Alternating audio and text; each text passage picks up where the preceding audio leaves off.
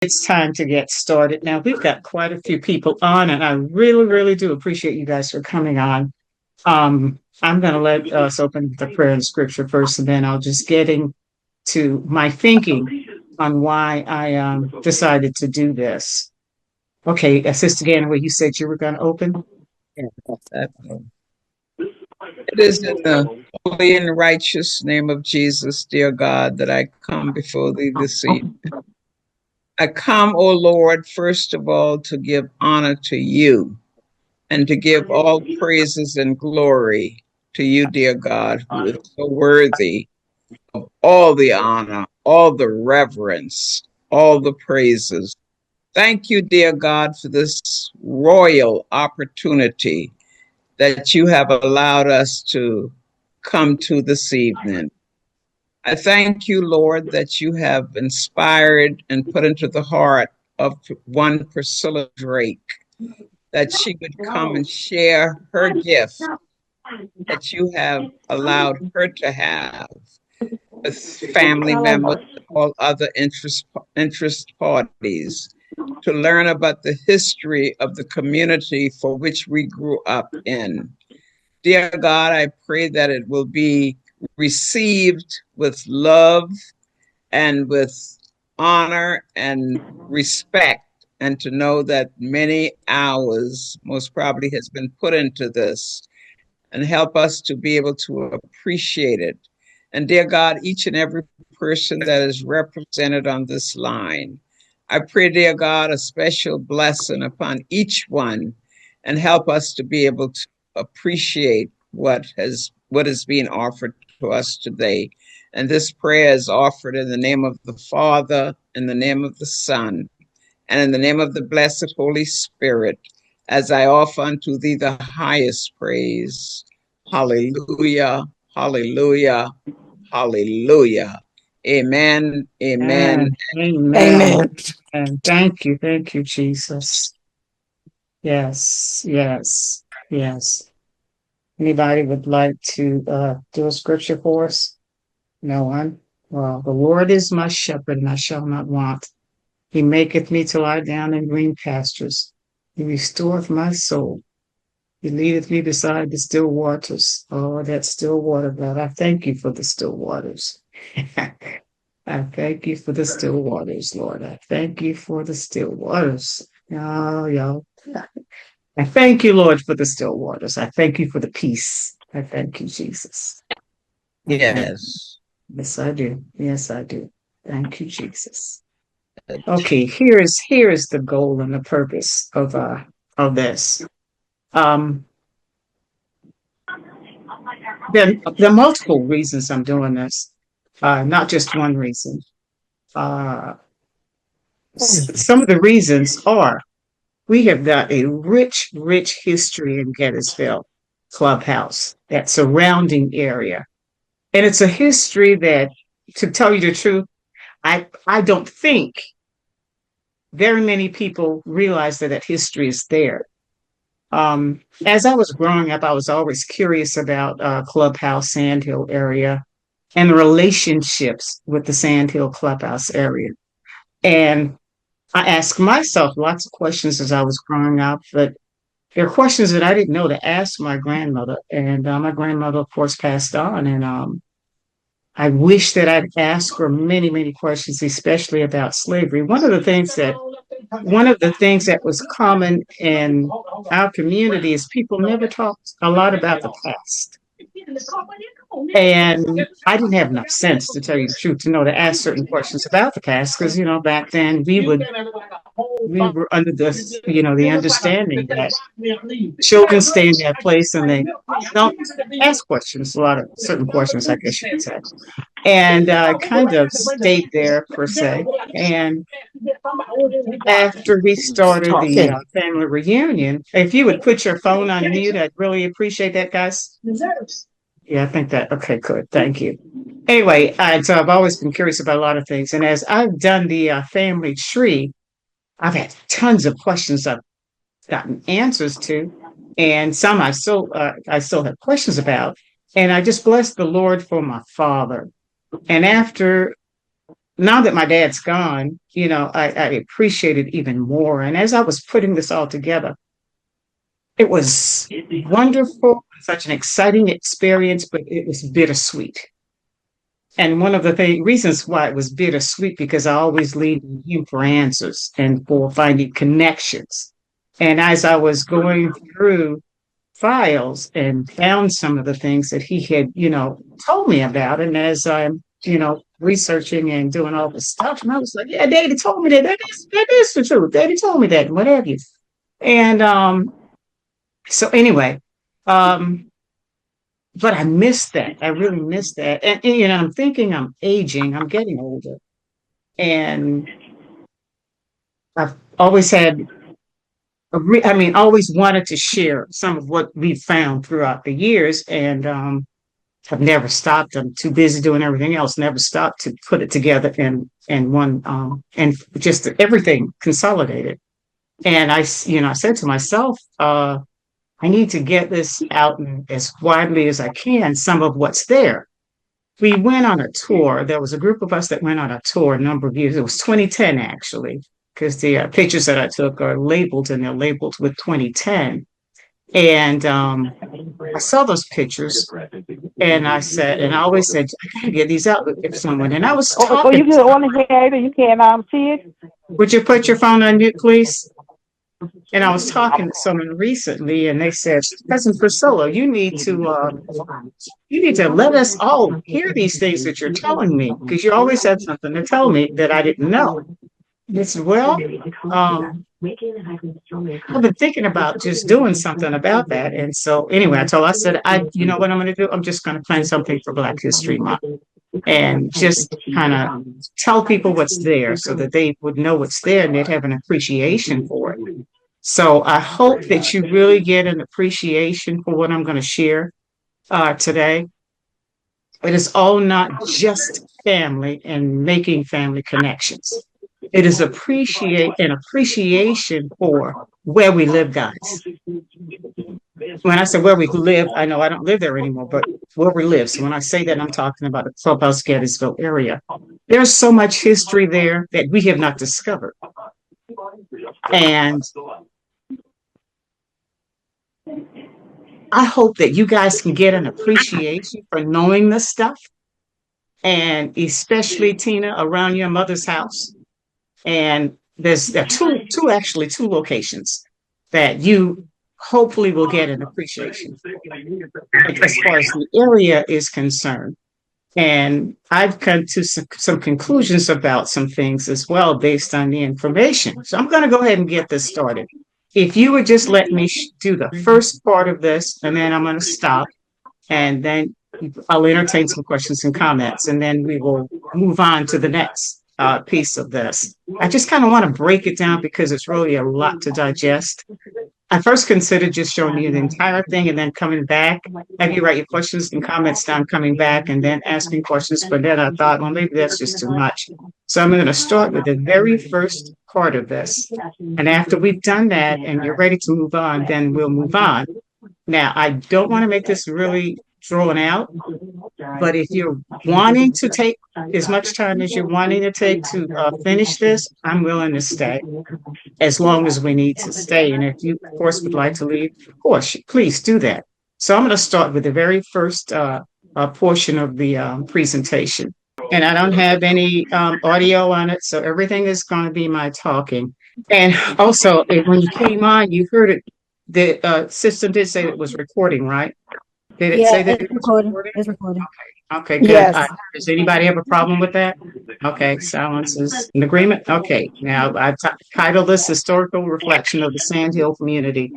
Black history is American history. It is our history. And this piece that I have at the bottom, I got that off of a Dorchester County website. Did you guys know that we were written in the Dorchester County history? Well, that's No, I didn't know that. now. So Clubhouse is of some importance. Yeah, and this is just intro. These pictures are just an intro to us, where we came from.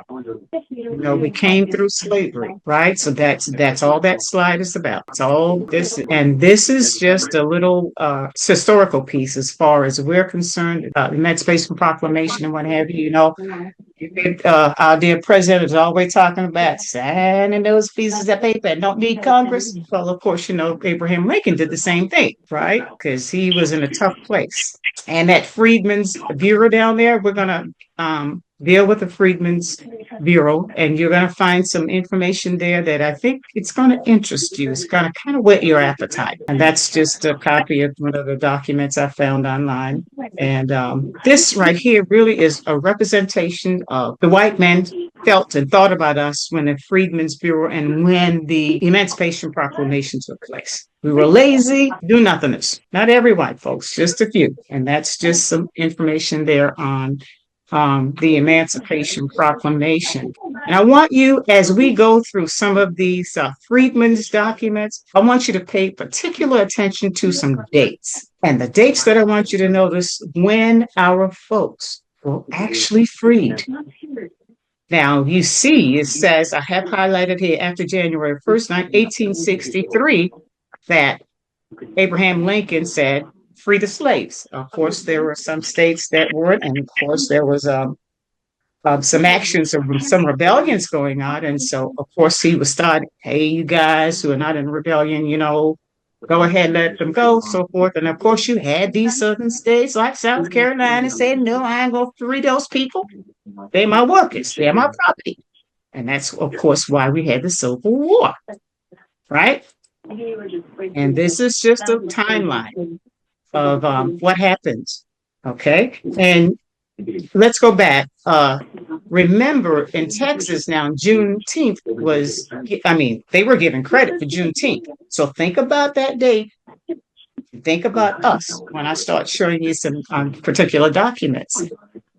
There were some guys, this is a part of our history right here, and this doesn't have to do with the Civil War. Tuskegee Airmen. This young man is from Givens, and he was I don't know if you guys know about the Tuskegee Airmen. You probably do, because in Walterboro, there is a location that marks the Tuskegee Airmen. But anyway, they're known all over the world as far as the folks are concerned.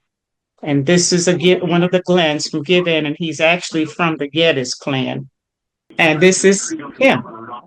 This is the young man. Well, of course, he's dead now, but anyway, he's part of the Harry Susan Edwards line. Okay, now we've got another interesting person that I'm going to talk about. During the Civil War, we had folks, and you heard about Harriet Tubman, you heard about the rebellions and what have you during this time, because the South did not want to, the states in the South, those colonies in the South did not want to give up their property, which were our ancestors.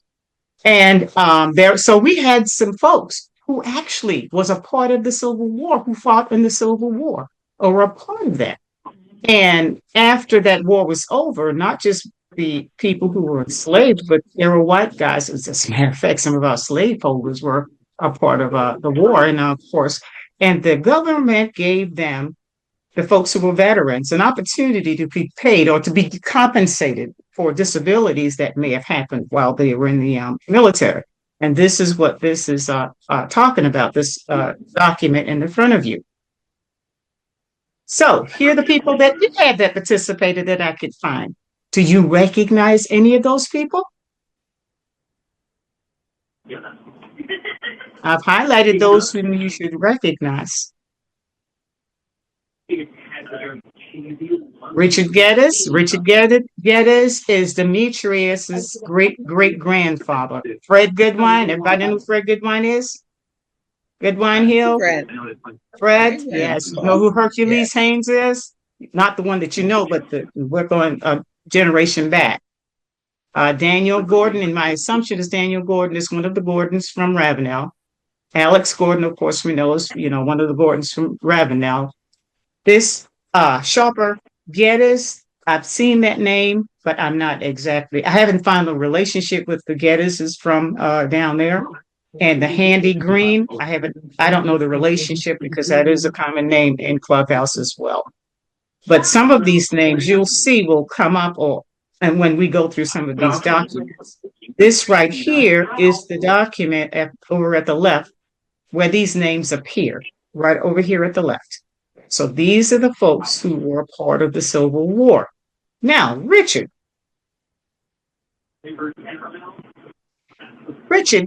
was one of the ones that went back, and his wife, to be compensated because he faced some disability in the while he was in the military. Which side of the Civil War was he on? Oh yeah, no, he fought on the Union side. Right, because he came to Beaufort, right? He was, yes. So as you stated, he actually so he escaped, I guess, it's the plantation and traveled to Beaufort and joined the Union Army in Beaufort, South Carolina. So family, just to note that, early in the war, the Union Army was able to take over the Beaufort area early in the war, in 1861, and they actually had a lot of enslaved individuals escape to the Beaufort area, and when they got there, the generals at the time really didn't know what to do with the escapees, and some of the generals actually decided that they were a contraband of war and they weren't going to return them to the landlord. And then they actually started enlisting some of them to actually serve in the military. And so I guess word got out. I guess it got all the way to the Gettysburg area. But Richard was one of those who made that marathon trek all the way to Beaufort to join the Union Army.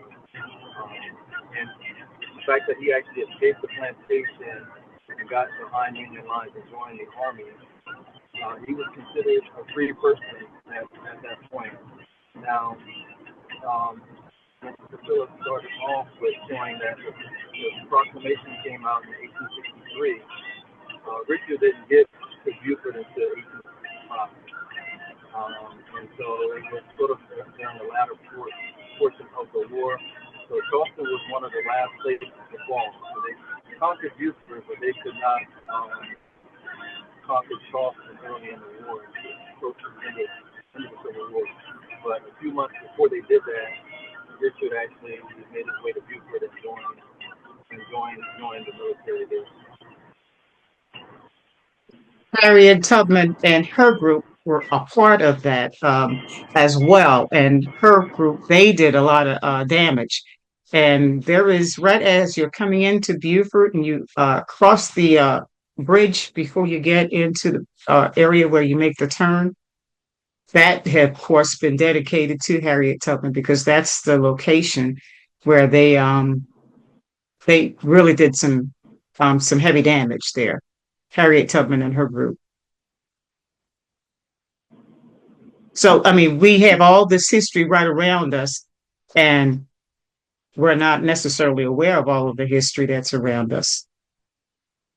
Now, I'm going to go back to Richard's. This document right here, just this document in itself has a lot of good information in it concerning the area. What happened is they had to work with the folks who came in and say, yeah, I want some money because I'm disabled. And so they had to give a history to prove that they were in the Army, that they were who they were, and had to, of course, find folks to verify whom they were. And there are lots of them. And this man wrote this book, and he included some of those people. And Richard was in this book. It's called Borrowed Identity. And he is the only one that I could find in this book. I've gone through the entire book looking to see if there was anyone else. I think Demetrius found this, and I actually saw it first. One of you guys, Monica, had it on Facebook, and I said, I'm going to go get that book. And of course, I got it, and I've been including it in things that I've done for our family reunion. But anyway, he says in here, it says here, like Demetrius was saying, Buford, this is where he came, and he was discharged, of course, because of disability. And this is the discharge date, July 31st, is his discharge date. He went in on March 13th. That's his enlistment date of 1865. And here it is. He tells where he's from. I was owned by Daniel Postel during the slave days. I was born and reared on his plantation. His plantation was about 15 miles from Somerville on Beach Hill. I now own a part of the place and have resided on that same plantation all my life. Do you know where that's at? Do you know where Henry Geddes' house is at? It is a very good record. And in this, it has his wife's name and it has the person's, and she was married, they were married on Perry Plantation on Christmas Day. And he has the people in there, and those people, of course, you would recognize their name who were witnesses. There are two plantations, Tonewell Plantation and Cane Acres. And actually, they're actually the same plantation. But Perry Plantation. Now, this lady right here was my father's aunt. How many back aunts? His father's auntie. And this article was written back in 1955, November 18th, 1955. Do you see that? She died at 110 years old. The actual picture actually has her and her granddaughter on it, and they look like they were actually white folks, especially the granddaughter. My daddy used to talk about her saying, yeah, because the master would tell you to go take a bath tonight now. I don't want you to come to the big house. And of course, do I need to finish that? You know why she had to go to the big house for the night. That's what they did to our people. And this is we took a tour of the Perry Plantation. The location of this plantation that I'm getting ready to talk about is behind Cousin JD's house. We entered across from the Neat's house. There's an entrance into this location. Cousin JD was a part of the tour, and he said he remembers this house. He remembers standing in the doorway of this house because his grandmother used to always stand in that doorway, and he would be standing there next to her as a little boy. So this is no longer there, but this is the house that was there. Okay? And these are just pictures that what they did. I got the pictures from the Historical Society's book. These pictures are actually at the Brooklyn Museum.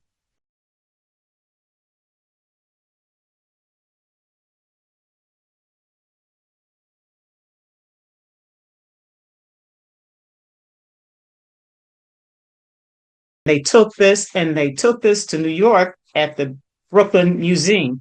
And so the insides where you see the mantles and what have you, I actually got those off of the museum's website. This young man came and gave us a tour along with Alex back in 2010. So this house actually was the plantation. You will see the number of people that we know are acquainted to or related to that are from this particular plantation. This is smack dab in the middle of Clubhouse, y'all. That's no longer there, but it was there. And this is where many, many of our ancestors were slaves, right there in Clubhouse. And you will see that I am going to have some pictures. And this is the talking about the tour. This is Alex. Of course, we all know Alex.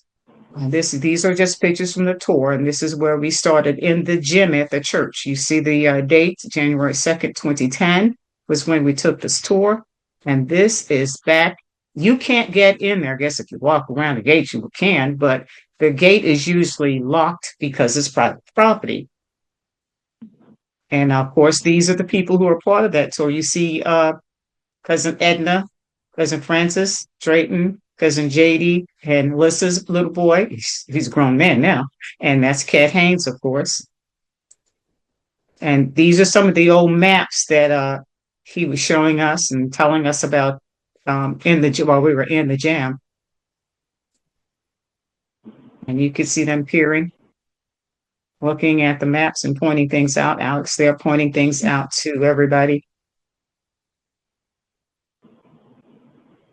There's Eddie, Liz. Yes, Liz and cousin Dosha. And here, this is Perry Plantation. This is the location of Perry Plantation. Or Cane Acre. It's both names. And there we are again. This that the young man standing on, this is a site of an old well that was there on the plantation. Cousin JD remembers that well. All of this is that site of the Perry Plantation.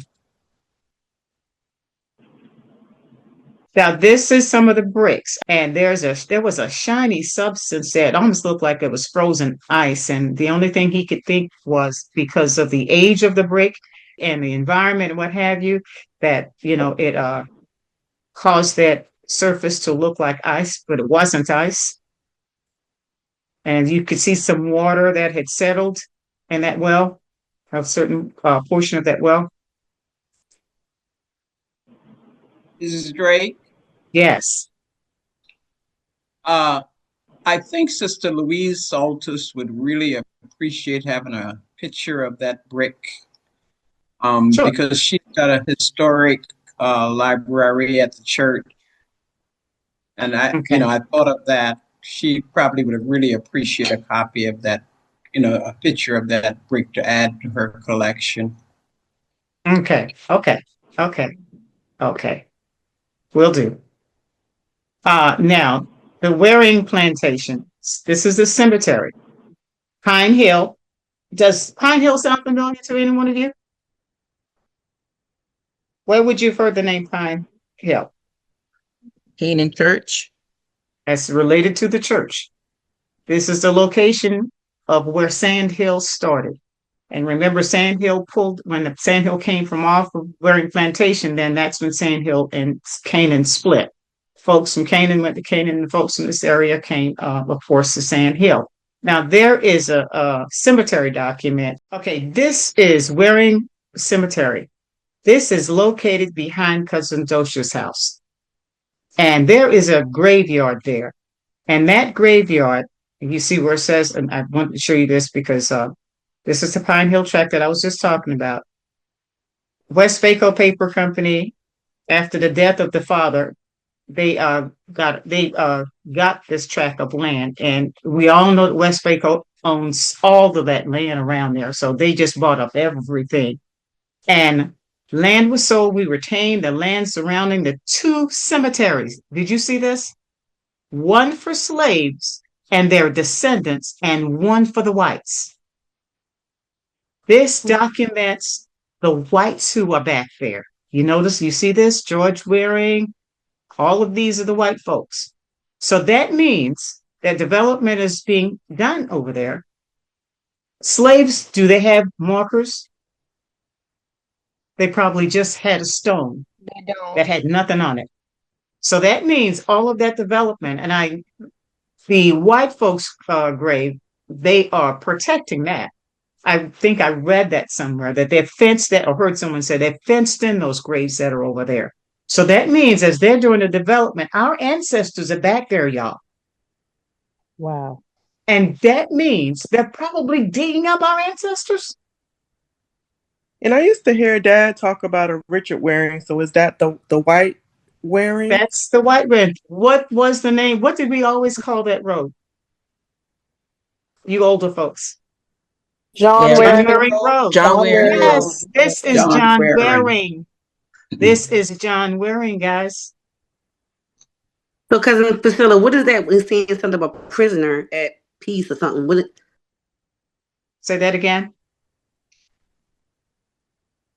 If you scroll back down some, she was saying it said prisoner of peace. Scroll down some more, I guess. Right there, Mr. Joseph Waring, right there.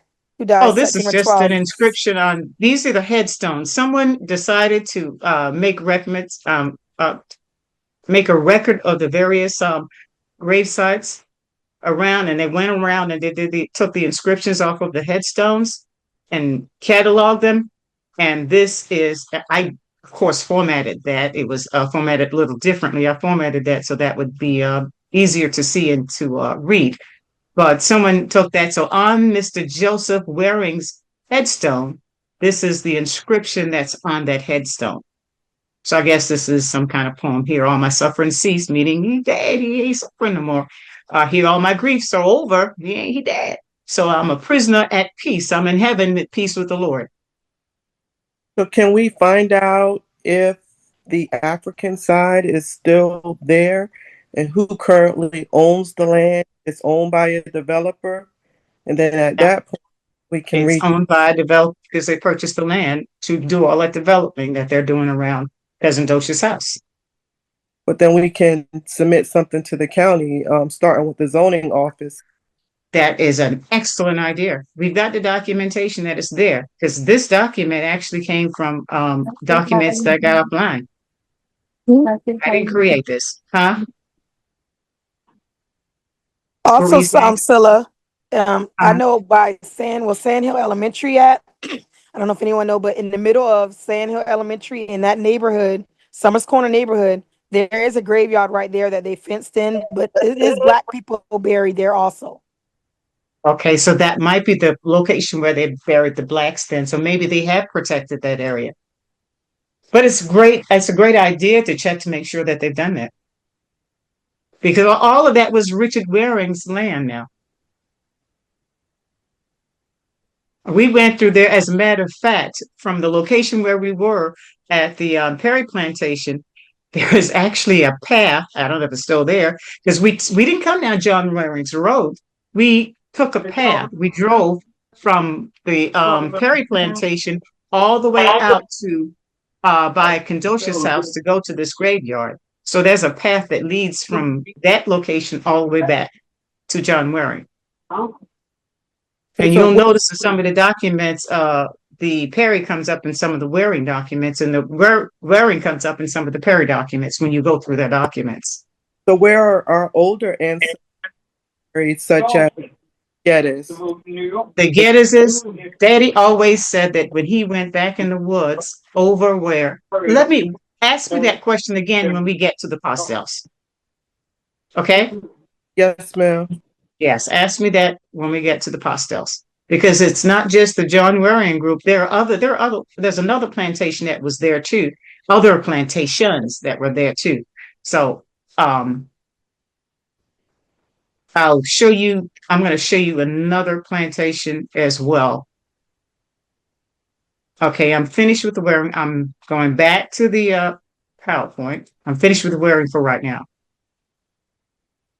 Okay, and this is the graveyard that I was just talking about. Those are pictures from the graveyard that I took when we were out there.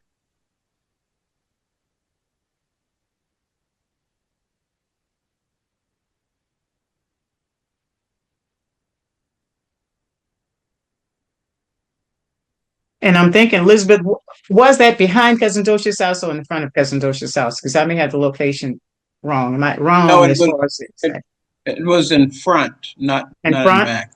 So then In that's front. the location then. That's the location then that you're just talking about, whoever made that statement.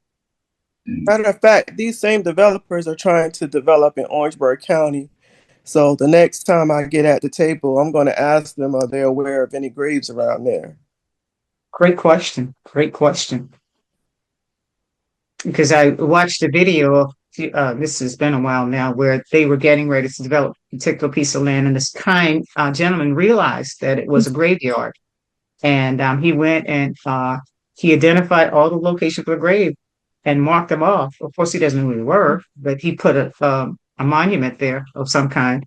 And so now the developers can't develop that area because of the slave graveyards. Now, these are some pictures from our tour.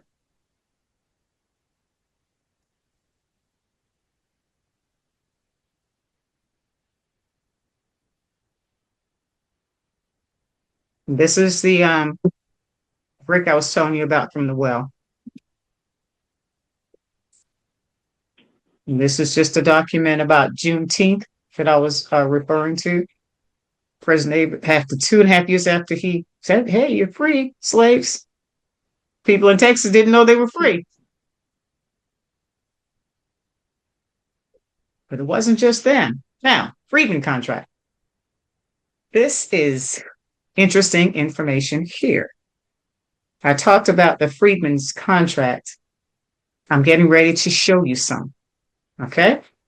This particular document that I'm getting ready to show you has tons of information. I got this information and I have formatted this information. This shows all of the slaveholders. The contract was made between the slave master and the slave after they were freed.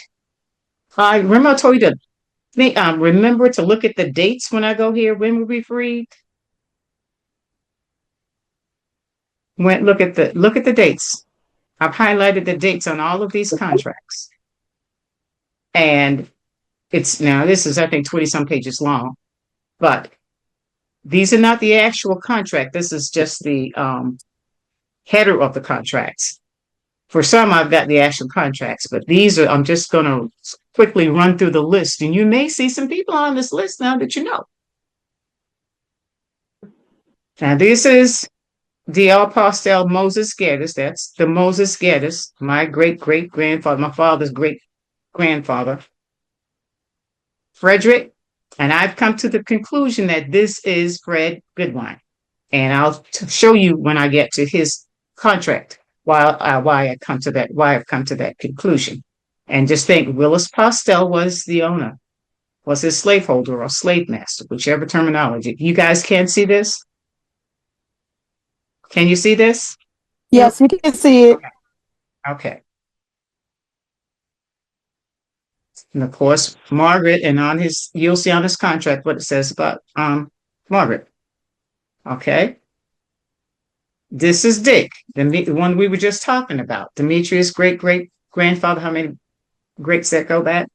And he was my great-great-great-grandfather's oldest son. He was Moses' oldest son, which means that, and based on the information and the documentations I've collected, he was the oldest and the only one that had a family that served as his own slave with his own family. The others were too young to have a family. So he was the only one that would have a freedman's contract. The freedman's contract was a contract, just as I said, where the slave master and the freed person made a deal. You can stay on this property, but you got to do this or that for me.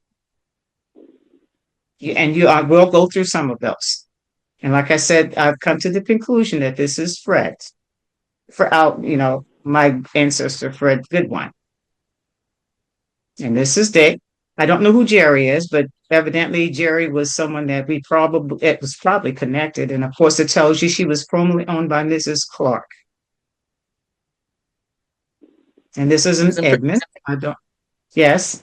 President Priscilla, I think it's also good to note that Frederick Goodwine was married to one of Moses' daughters. Oh yeah, I'm gonna get to that.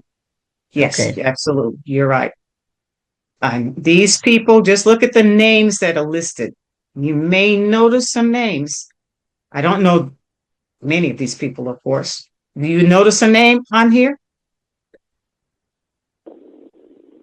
And only because they were Geddes. I was doing this when we were having our family reunion. So I highlighted the Geddes for that purpose. But I don't know what relation those Geddes are. But as I go, now, we talked about James Perry Plantation, didn't we? Ever heard of Gelson? Are those familiar names to you? Look, do you notice any names that you... Jacob Neat, Peter Smalls. There's a Sam Smalls there too. Yes, Sam. Peter Smalls. Shadrach Haynes, Hard Times Glover. I wonder if these are all Shadrach Haynes also. Yeah. These are the slave plantations that your ancestors were on, guys. Hard Time.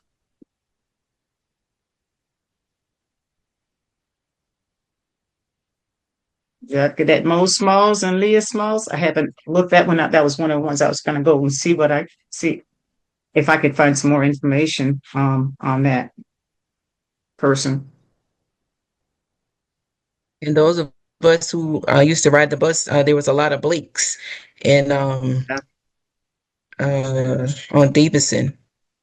The Mm-hmm. pastels also on Davidson Road. Go to school. Those pastels didn't know they were my slave master people. Yep. And the muffin foods and all of those. Yeah. But this is rather long. I'm going to kind of speed up, guys. And hopefully you will notice the names of some people as I go through this.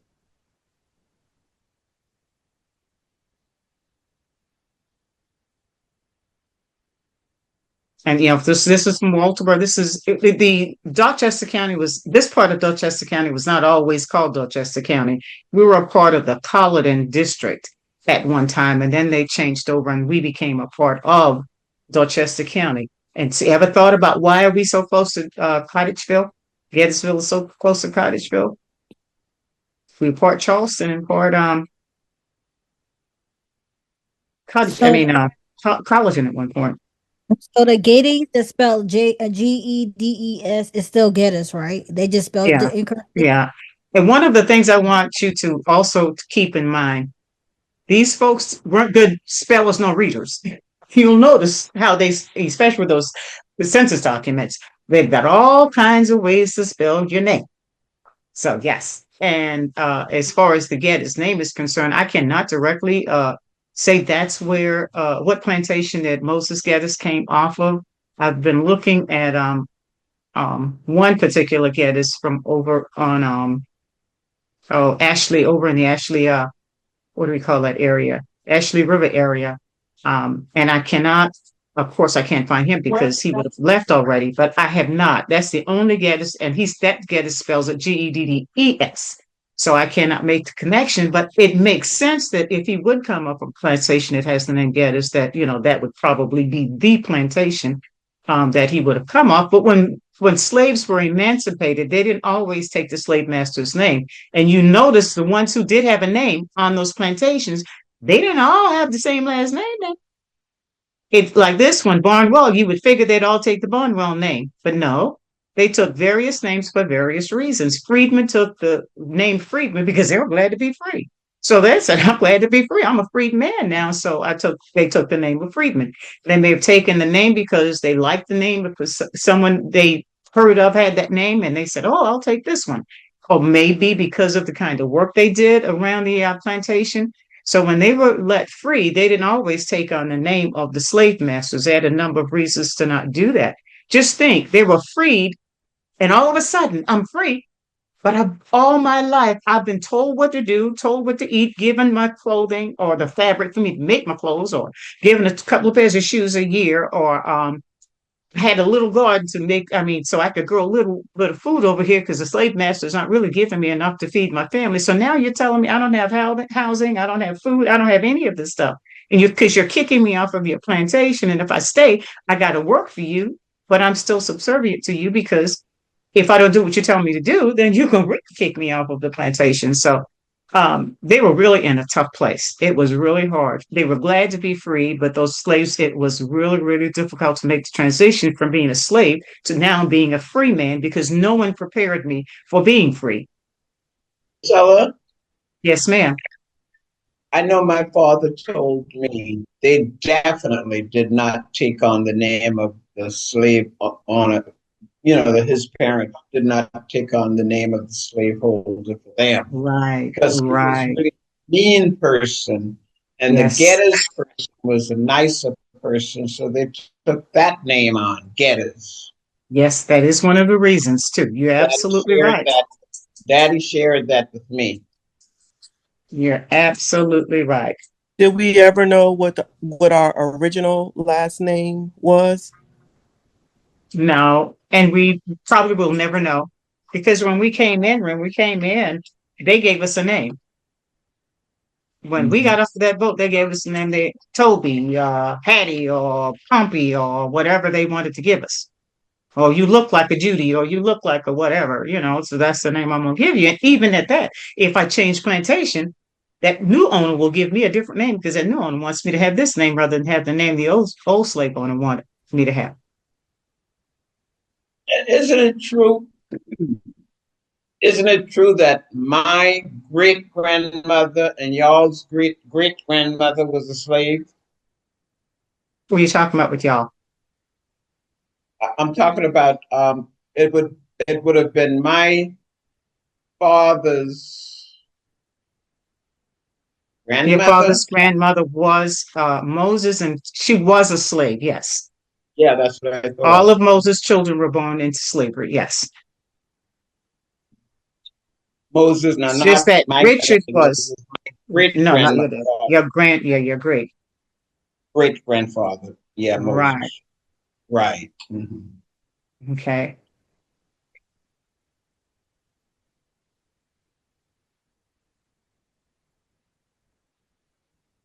And so it'd be Cousin, interesting to find out why Cousin they Priscilla, selected some of those names. Yes. this is Cookie. I have a question. Can you refresh my Mhm. memory? I'm under the Moses line or the Richard line? Baby, you're under. Or it might not be You're either under one. Richard. You're Richard. Richard. Richard is under Okay. Moses. You're Richard. You're Richard. Richard. Okay. Thank you. But when we get to that family tree, oh, it's gonna be interesting. Cousin It- Priscilla, the answer uh, would have been both, right? It would have yeah. been Moses Jr. and Richard. Yes. She would be Moses Senior and Richard. I'm not sure if she would. I don't think she's Moses Jr. also. But No, when we she's get to not. that tree, No, she's not. right? When we It's get to Richard. that tree, yeah. When we get to that, to start talking about that tree, then you'll see some interesting things.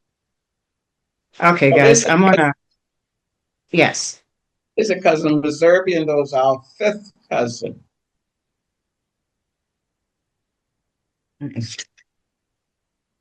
Yeah, when we get to the tree road, I'm gonna get out of this, guys. Is that okay? Because this is Yes. 31 pages long.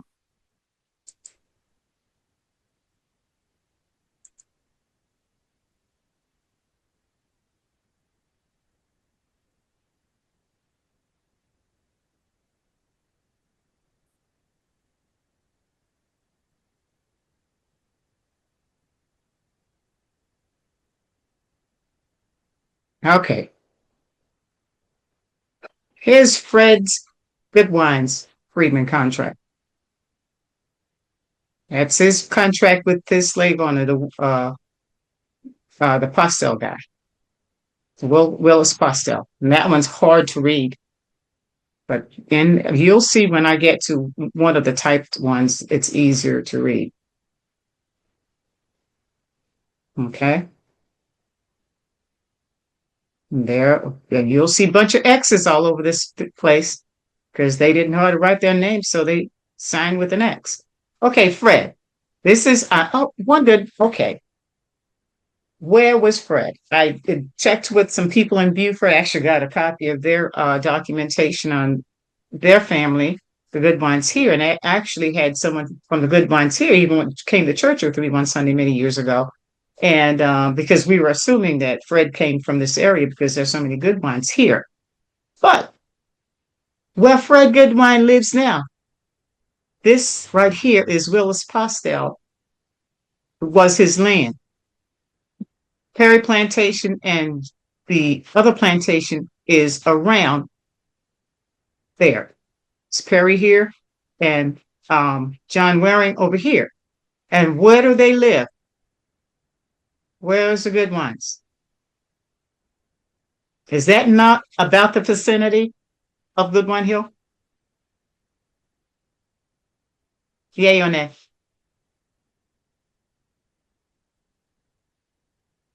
So my assumption, the land that Fred Goodwine lives on was the property of the slave owner. That's the property where he was a slave. So he's living on the property that's the slave master's. Now, sometimes that would have gone through different hands before it gets down to the person who's living on there as a slave. But my assumption is that is slave property. And this is just a portion that I highlighted from the corner of that same map. See, it changed Captain William Postel being granted John Jackson for 500 acres, yada, yada, yada. So he, well, Hold on, because I may I- church. Yes. So you're saying, excuse me, you're saying where Baba Zach House is now? Not was just where- there, that section, that Goodwine Hill section. So the entire Goodwine Hill section was the place of Yes. slave Yes. Because plantation. remember, they didn't have just 1 or 2 acres of land, the slave masters. They had hundreds of acres of land. Right. And West Baco came and bought up all of this stuff. Sand Hill community is slave property. That is where our ancestors were enslaved. That's where they were enslaved. And that document Yeah, shows there's it. some Richard Geddes. records. Yeah. Sorry, cousin Priscilla. What I was going to say is there's some records that shows anything from basically the Edisto River all the way basically to Summers Corner was owned by one area at first, and then they started splitting off. So cousin Priscilla's a lot right, of that sense. entire area was all plantations. And as we talk about this, and as you think about it at any point when you're thinking about this, sometimes we tend to think about today, and that's normal. That's that's natural. We have to think when we think about all of this. We got to think about what it was then. Daddy, we went to see cousin JD one Sunday afternoon, and Mom and Daddy and I went. Oh, we had such a great time, cousin JD. And as I was driving, after we left there, because I like to talk to Daddy, just ask Daddy, well, what was here and what was there? And he was just telling me, right, we know the people who are here now, but there were people with all kinds of different names, in this area. And when you look at the census document, it's right. They're names that we hear about, but we hear about just like we're talking about the Postels. We know the Postels because of Radnell. Lo and behold, the Postels were here. The Bivens were here. Daddy told me about the Bivens who had a store at the crossroad. But we know the Bivens as far as it relates to Radnell. But Clubhouse was not just the clubhouse that we know today. The crossroad was a place, a hunting camp was the crossroad. That's why it's called Clubhouse, because there was a hunting club. The hunting club is at the Perry Plantation, is where they have a hunting club now, but the hunting club was right at the crossroad. And I remember Daddy told me that, and when I read even in the Dorchester County history, it made some reference to that. That I showed you at the very beginning came from another document that I read it from. Now here is the contract for Perry, and here's a typed up list from that major list that I showed you guys, and that you couldn't understand on the actual. You're not going to understand on the actual document, but do you recognize any of those names? You got some Draytons there. And there you go, your Leah and your Mo Smalls, and you got Frazier's, and Lucy was a Haynes, because that's a ditto. And Louisa was a Frazier, because it looks like a ditto as well. That's the name she decided to take. And Lorena Perry and 2 children, and I'm assuming that's my 4 parents there, the Perry side. Is the Drayton on there kin to the Draytons like Josh Drayton and them in Clubhouse also? I'm making that assumption, yes, but I have not gone back. I've gone back and done some research on some of them, but on that one I haven't done it on yet. But my assumption is that, because one of the things you'll notice about the names, our names just repeat throughout the families. Not Priscilla doesn't, but you'll notice that names are given to children from one generation to the next. So my assumption is that, yes, that's a part of that same family, but that's one of the families that I'm going to do research on. I haven't done the research on that one yet. I've done it on some of the folks, but not that one yet. And this is a Perry contract, Freedman's contract. That's one page of it.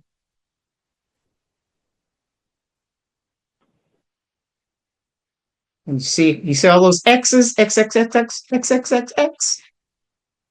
They couldn't read and write, so they couldn't write their names. So they wrote an X.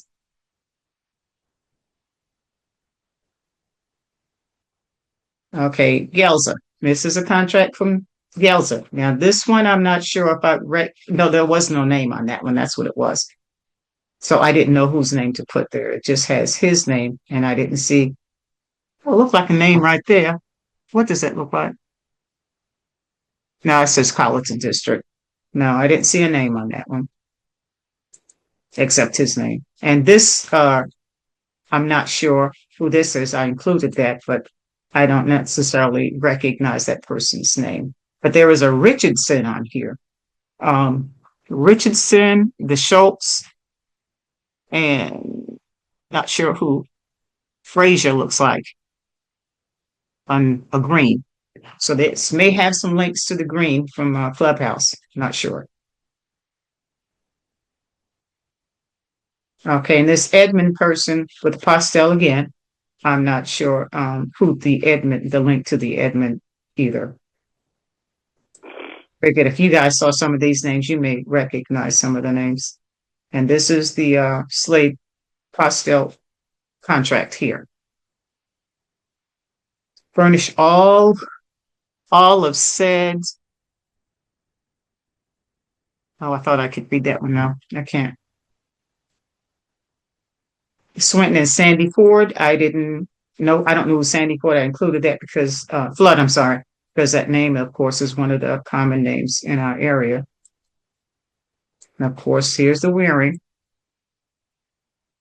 And there you got all of these X's again. And there's a John Gelza. Notice any name, you see the Sam Smalls shows up again, Peter Smalls.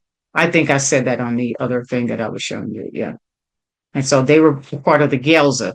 So chances are Melissa's, now this is Smalls, that's not clever. Okay, here's another Waring. And here you got there's a Geddes on that one, a couple of Geddes, 3 Geddes on that one, of Gordon. Smalls again, White. I wonder why they like that name, Smalls, because that seems to come up on quite a few of them. And here's the contract for that person and those folks.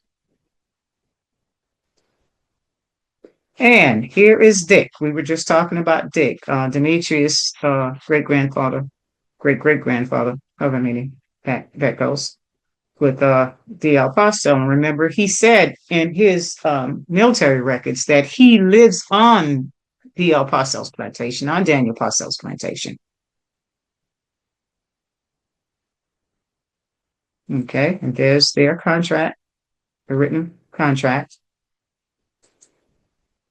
And here's my my father's grandfather, Elizabeth's grandfather. This is his contract with the same person, DR, which is Daniel.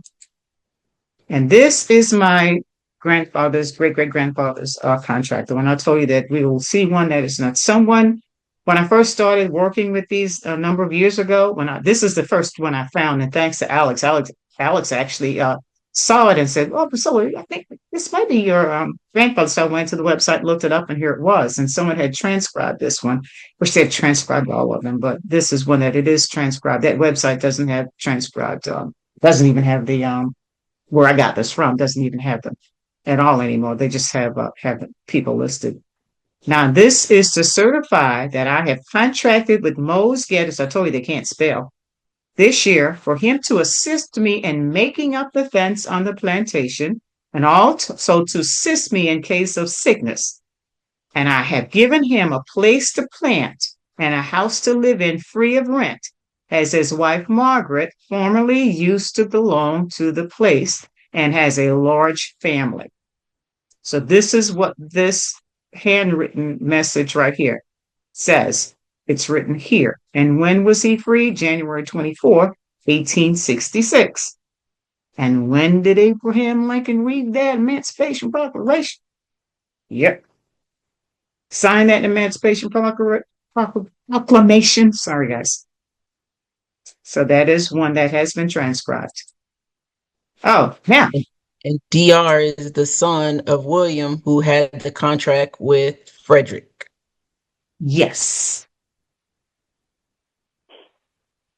So I'm going to, if you allow me, let me skip the family trees. I'm going to come back to the family trees and just go to one other thing. And because this family tree is that's going to be some discussion. I know. Do I need to, did you guys need to take a break? Got any particular questions for what we just went over? Okay. Now, the educational system in the United States, not just South Carolina, but my focus is on South Carolina. Now, South Carolina didn't like it, just like everybody else didn't like us being freed and didn't like us being educated. Okay. Now, this talks about how we were a part of Colleton County, and the other part was a part of the Berkeley District. And of course, it tells, how we came together. Okay. And we became, Dorchester County. So that when you're looking for records, you could still look under Dorchester County, but Colleton County, you could also look for records that go, back. Dorchester was formed in 1897, so records before that time under Colleton County. Usually I just put in Dorchester County. Sometimes I'll put in Colleton. If I put in Colleton, it say Colleton, Dorchester. So when I'm doing a search. And this Hello, is as far as, yes. Hello, Okay. how are you doing? This is Edward Gordon from New Jersey, Daisy Gordon's son. How are you doing? Fine. How are you? All right. No, it's interesting. Last week I had yes. Can you hear me? Yes, I can. Okay. I'm sorry. No, everything is very interesting in terms of what's being shared about our history and family history and connections. So I just want to tell you a real quick story. So last week I had a conversation with a gentleman by the name of what's his name? I forget his first name, but his last name was Drayton. And I have to look at my schedule. But we started talking about some work that we wanted to do in South Carolina. And he's a family member of the Drayton family. So I saw it so interesting and how everything's connecting a little bit today. So that's all I wanted to say. Thank you. Okay. Oh, when we go over those trees, you're going to really see how we connect. Really. Okay, this right here, this is just about the church, and you'll notice there are names on here that you are familiar with as far as your family is concerned who had something to do with Sand Hill Church. Look at that, $25. Daniel Mitchell, Leona. There's another Mitchell. Also, Geddes. Edward Gordon, who just talked, that's our great grandfather Oh, okay. Oh, okay. Fred Goodwine. from our grandmother. Oh, okay. We're connected. Sam, there's Sam. These are the folks that signed this document for our church. And I just threw that in as an extra because those are the names that came up and going to continue to come up as we go through our family tree. Okay, of course we know about the civil rights movement, especially the old people of us. And we were around during that time when we couldn't go into white schools. And South Carolina was not very friendly to us. I had some more information in here, but I took that because it was going to be too long. And it talked about South Carolina and, the inequality that existed within the schools. And you guys know that there was a school when they first built the school here.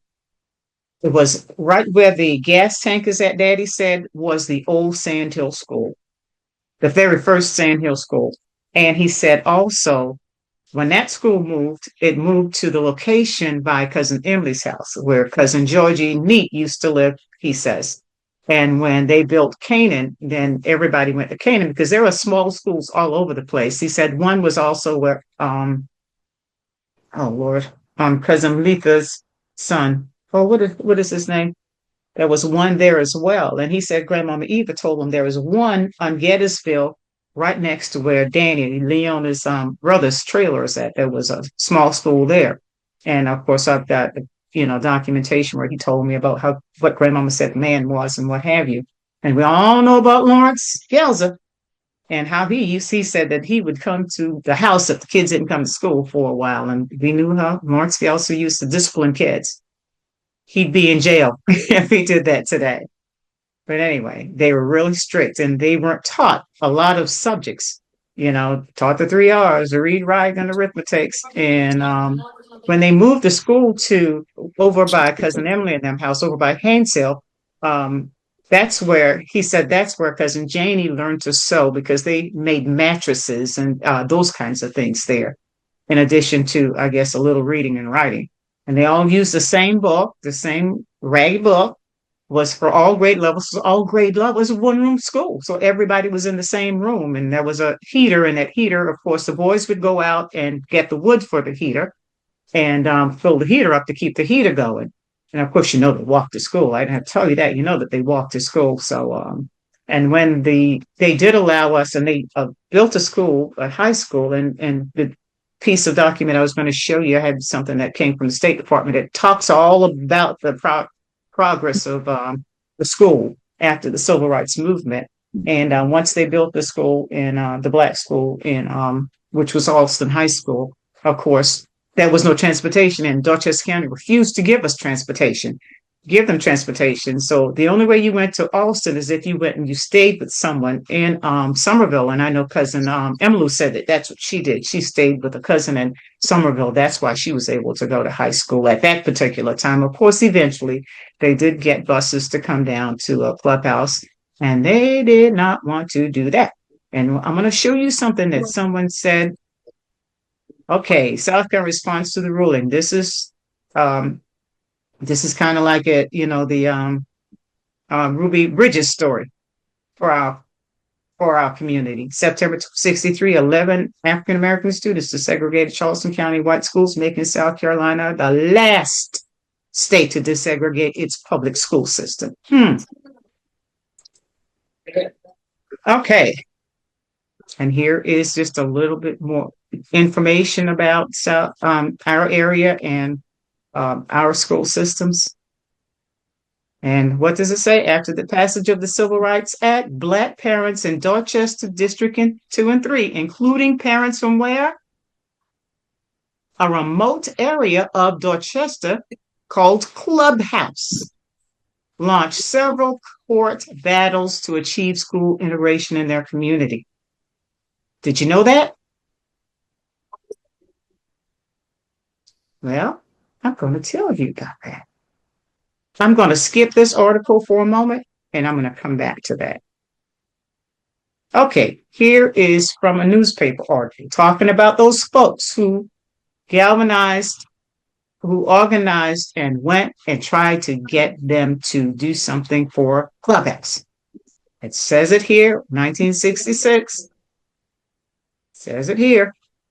How it had already been agreed upon a few weeks earlier. However, April 2nd, 1966, Darlene Gunn, Ernest Gaddis, and Wilhelmina Smalls, 3 African-American residents of Dorchester's District 2, attended a meeting in Columbia, South Carolina, presented by Stanley Kruger of the Federal Office of Education on new school desegregation regulations for the upcoming school year, 1966-67. Do you recognize any of those names?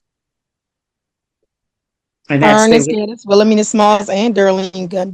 Right. And Tab doesn't spell his name that way, but that's the way they spelled it. Okay. Look, listen at this one.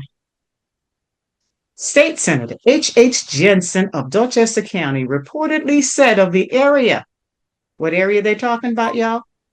We ought to dig a canal across those roads and leave those clubhouse niggas back there to die. Oops, I'm sorry. They must not have liked us, huh? And they have a boat ramp in Somerville named after him. Wow. And matter of fact, I'm friends with one of my old teachers who was my favorite teacher, Debbie Bell Clayton, who is a proud Trump supporter. Shortly, I posted something about that. I saw she posted something, and the senator's either son or grandson is still alive and active in Somerville. and has the same kind of attitude? I can't say that, but she believes in Trump politics, and so that's all I can say about that. That's enough of that one, right? Okay. Now, on Friday the 22nd, determined to apply for a newly launched. Huh? Oh, that's the same one. Oh, I'm so sorry. Oh, this one was not a part of that one. He immediately told gun getters and Smalls that it looks like there has been a force from the outside that has intimidated the parents into putting their children in white schools. He told the parents they had misunderstood the freedom of choice guidelines and that transfer only applied to residents who lived in the city limits, not to rural communities and residents. And said that he stated that the district budget had no money to transport Black rural students all the way to Somerville Elementary because they didn't want us in those schools. Now, how many of you are on this line today were some of those few kids who integrated Knightsville Elementary School? I was one. Dean was one. Lutherine, and that group, your Demetrius, your folks, your older, your dad and the older ones. Russell. Yeah. And when we got into Knightsville, guys, do you know we came from Canaan to Knightsville? Do you know that most of the kids who came in, they put them back a grade? So if you came in as a fourth grader, they put you in the third grade. They didn't put me back. I stayed in my right grade. And heard this lady, Miss DeLee, she was a force to be reckoned with. And they the Ku Klux Klan they said that they were gonna bomb her house. Yeah, she used to babysit my siblings. Wow. She and my dad were great friends. Her son and my dad were best friends. Yeah, she was really close to Henry. Yes. Because Henry was a part of that group who were, advocates and who were out there fighting. And not just, Henry, the community was. I remember those meetings when I was little. And do you know what we did when we went to Somerville High School? They called Mr. Simmons, they called him Nate, and we didn't like that, and had some other things going on, and we were at high school, and we demonstrated. We wouldn't go to class. We stayed out on the lawn, and they gathered us all out, put us on the bus, and took us to St. George Children's. They were taking us to jail. We were fingerprinted. They didn't put us in a cell, though. They called our parents to come pick us up, but they treated us like we were criminals. And there were about 50 of us who did that. Yes. And we will say alleged because Demetrius hasn't found the actual article, but there was a young lady that did a paper from USC, and she mentioned and she talked about Jensen wanting to flood the clubhouse community. And she also mentioned about the house fire that killed my grandmother and my brother passed away, and of course Wanda was severely injured. And allegedly it was because of the civil rights activity. It was nasty. And this is true, this right here. And as I read through this stuff and read through some other things that I didn't share, it is almost like I'm sitting in today, listening at what is happening today and how folks are wanting to go back. So it troubles me when I'm at the school with the kids, when they act up and they don't want to learn, and because people have died, so that you could have the opportunity to sit in the classroom with other folks. The people that don't want you in the classroom with them. I'm going to go back to this article with Uncle Tab. And I'm not going to read this article. I just wanted to share this article because it was it actually spoke to who Uncle Tab was. And like I said, along with many others. This is an article that talks about, Mrs. Ganley actually was the author of this article, and it talks about how much Uncle Taft did. Here it gives him credit for, it says, after segregation was ruled unconstitutional, there were restaurants and schools that were still practicing segregation in South Carolina, and that is very true. That is documented proof. Well, there is documented proof following the example of Dr. Martin Luther King, TAP organized and executed a boycott of the Tasty Freeze, a popular restaurant in Somerville. During his employment at the White School of Somerville High School as a janitor, he took a textbook to prove that the textbooks for the Black school, Alston High School, were inferior to those of the white schools. And that's just one example of the kinds of things that he did. So we have within our community, of course, they may be dead now, but we have Black history right in the Gettysville community, the clubhouse community. So, you know, if we appreciate what we have, let's just share those things with our children so that they won't forget. Because if we don't share it, who will? So we have to share our knowledge. And the things that I'm sharing with you, they're documented. I'm not making stuff up. Everything that I've shared, I've shown you documentation on this information. So please don't think that I'm trying to pull your leg on anything. We talk about Black History Month, and we talk about a lot of folks who are not necessarily from our community. And it's all well and good because our kids need to know that there are people out there that look like them, that, you know, they're successful. And I'm going to go back to the tree part. Now, I'm going to be honest with you about something. Let me ask you a question first. Clubhouse in Gettysville, as far as family connections are concerned, I'm going to use the word sanitized, the relationships. And the reason I'm going to use the word sanitized is because we don't necessarily recognize each other's family per se. We call each other family, but we don't know the connection to each other. The younger people. I looked to my father for some of that. And the thing that really opened my eyes to the connection that we have in Clubhouse as far as family is concerned, when I started creating the family tree. I've been working with this family tree for many, many, many years. And I have created this tree and have found connections to, guys, everybody in Clubhouse, one way or the other, by blood or just by marriage. When we start looking at the family tree, you're going to notice that there are some names that are going to appear on the tree as far as close family or relatives are concerned, that you may not have thought that they were really blood relatives, that they were just distant relatives. So before I move on with that, do you want me to do that? Share this. Do you want that kind of knowledge? I need to know. So yes, thank you. And I appreciate you for doing this, Cousin Sil. Okay. Priscilla, I yes. am in total agreement. We may not want to, but trust me, we need to. So I vote that we do it. I mean, our older people, when we look at it, they had buck and bill, right foot, left foot, buck and bill. They didn't have modes of transportation.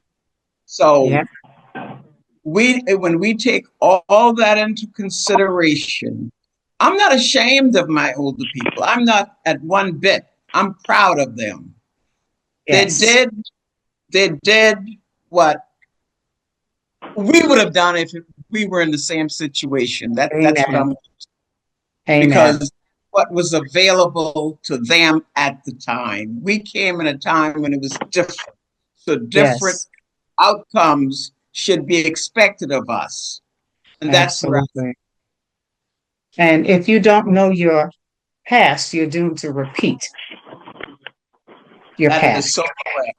And Priscilla, we have had too many incidences that I am aware of that even as recent as maybe 10 years ago or less, you had very close cousins, some related on both sides, dating until a parent looked into it and had to shut it down.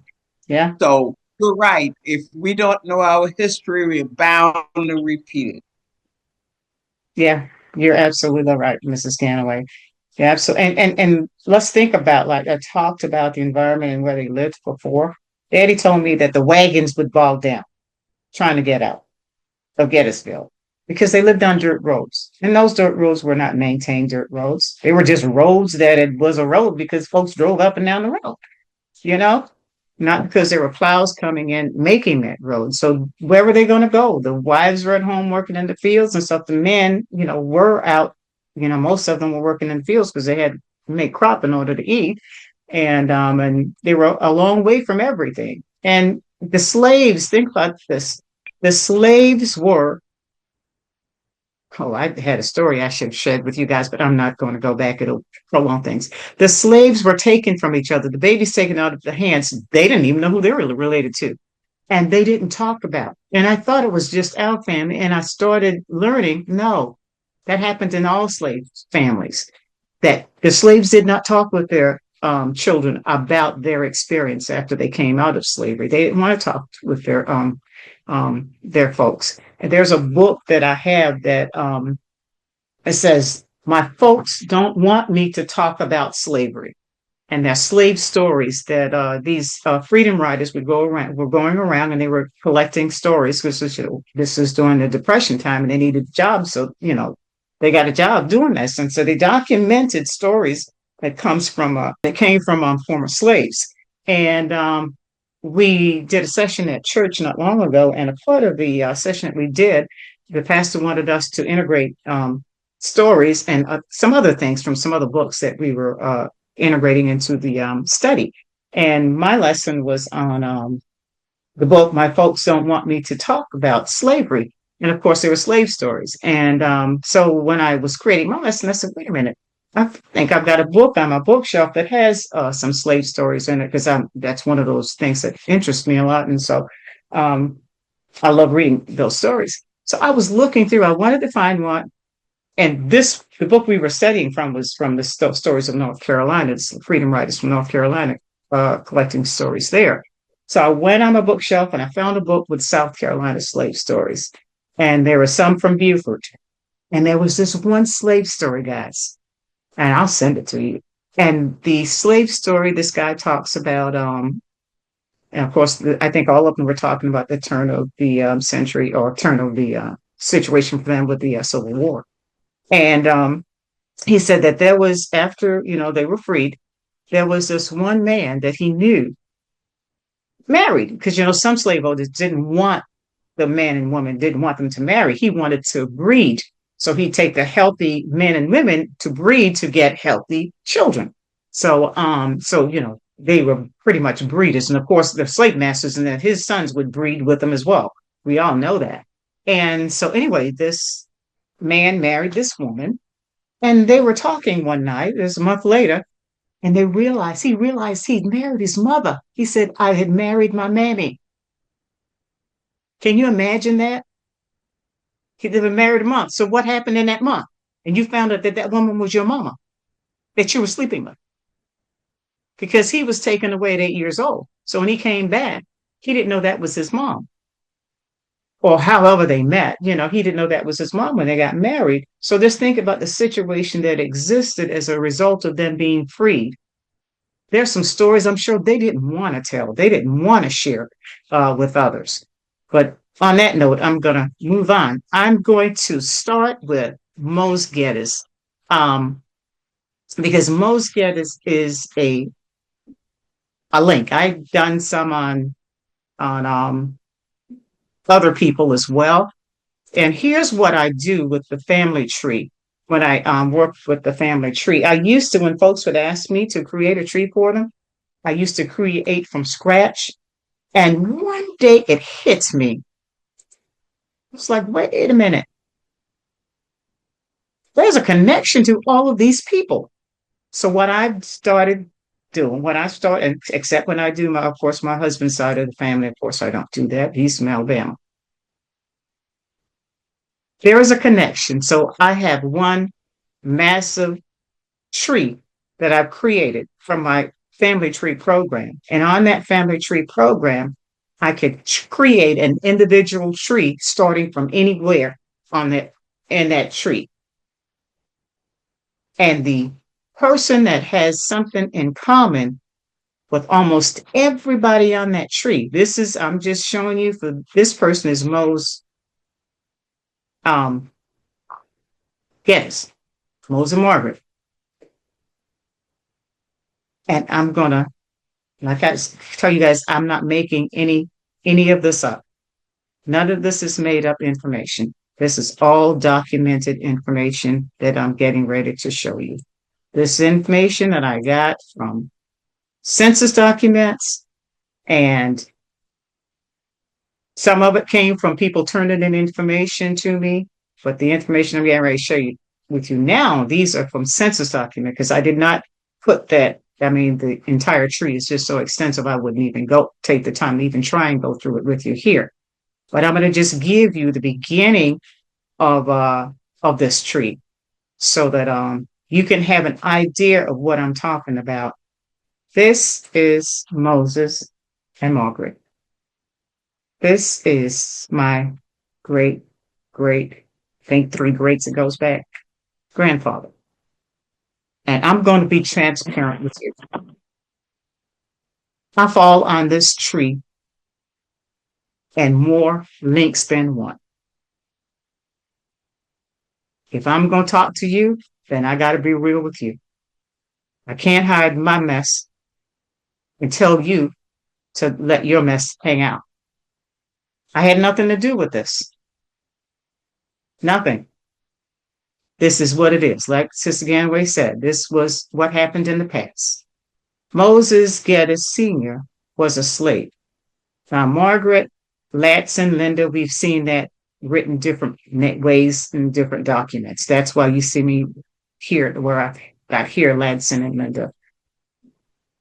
I'm not sure what. Back then, we don't know where these folks came from. They were the slaves who had slave children, just as we talked about. Moses and Margaret had Moses, young Moses Jr., which was my father's grandfather, Elizabeth's grandfather, Leona's great-grandfather. Okay? Margaret had an only girl. Margaret and Moses had an only girl. Her name was Tyra. Okay? Who was Tyra married to?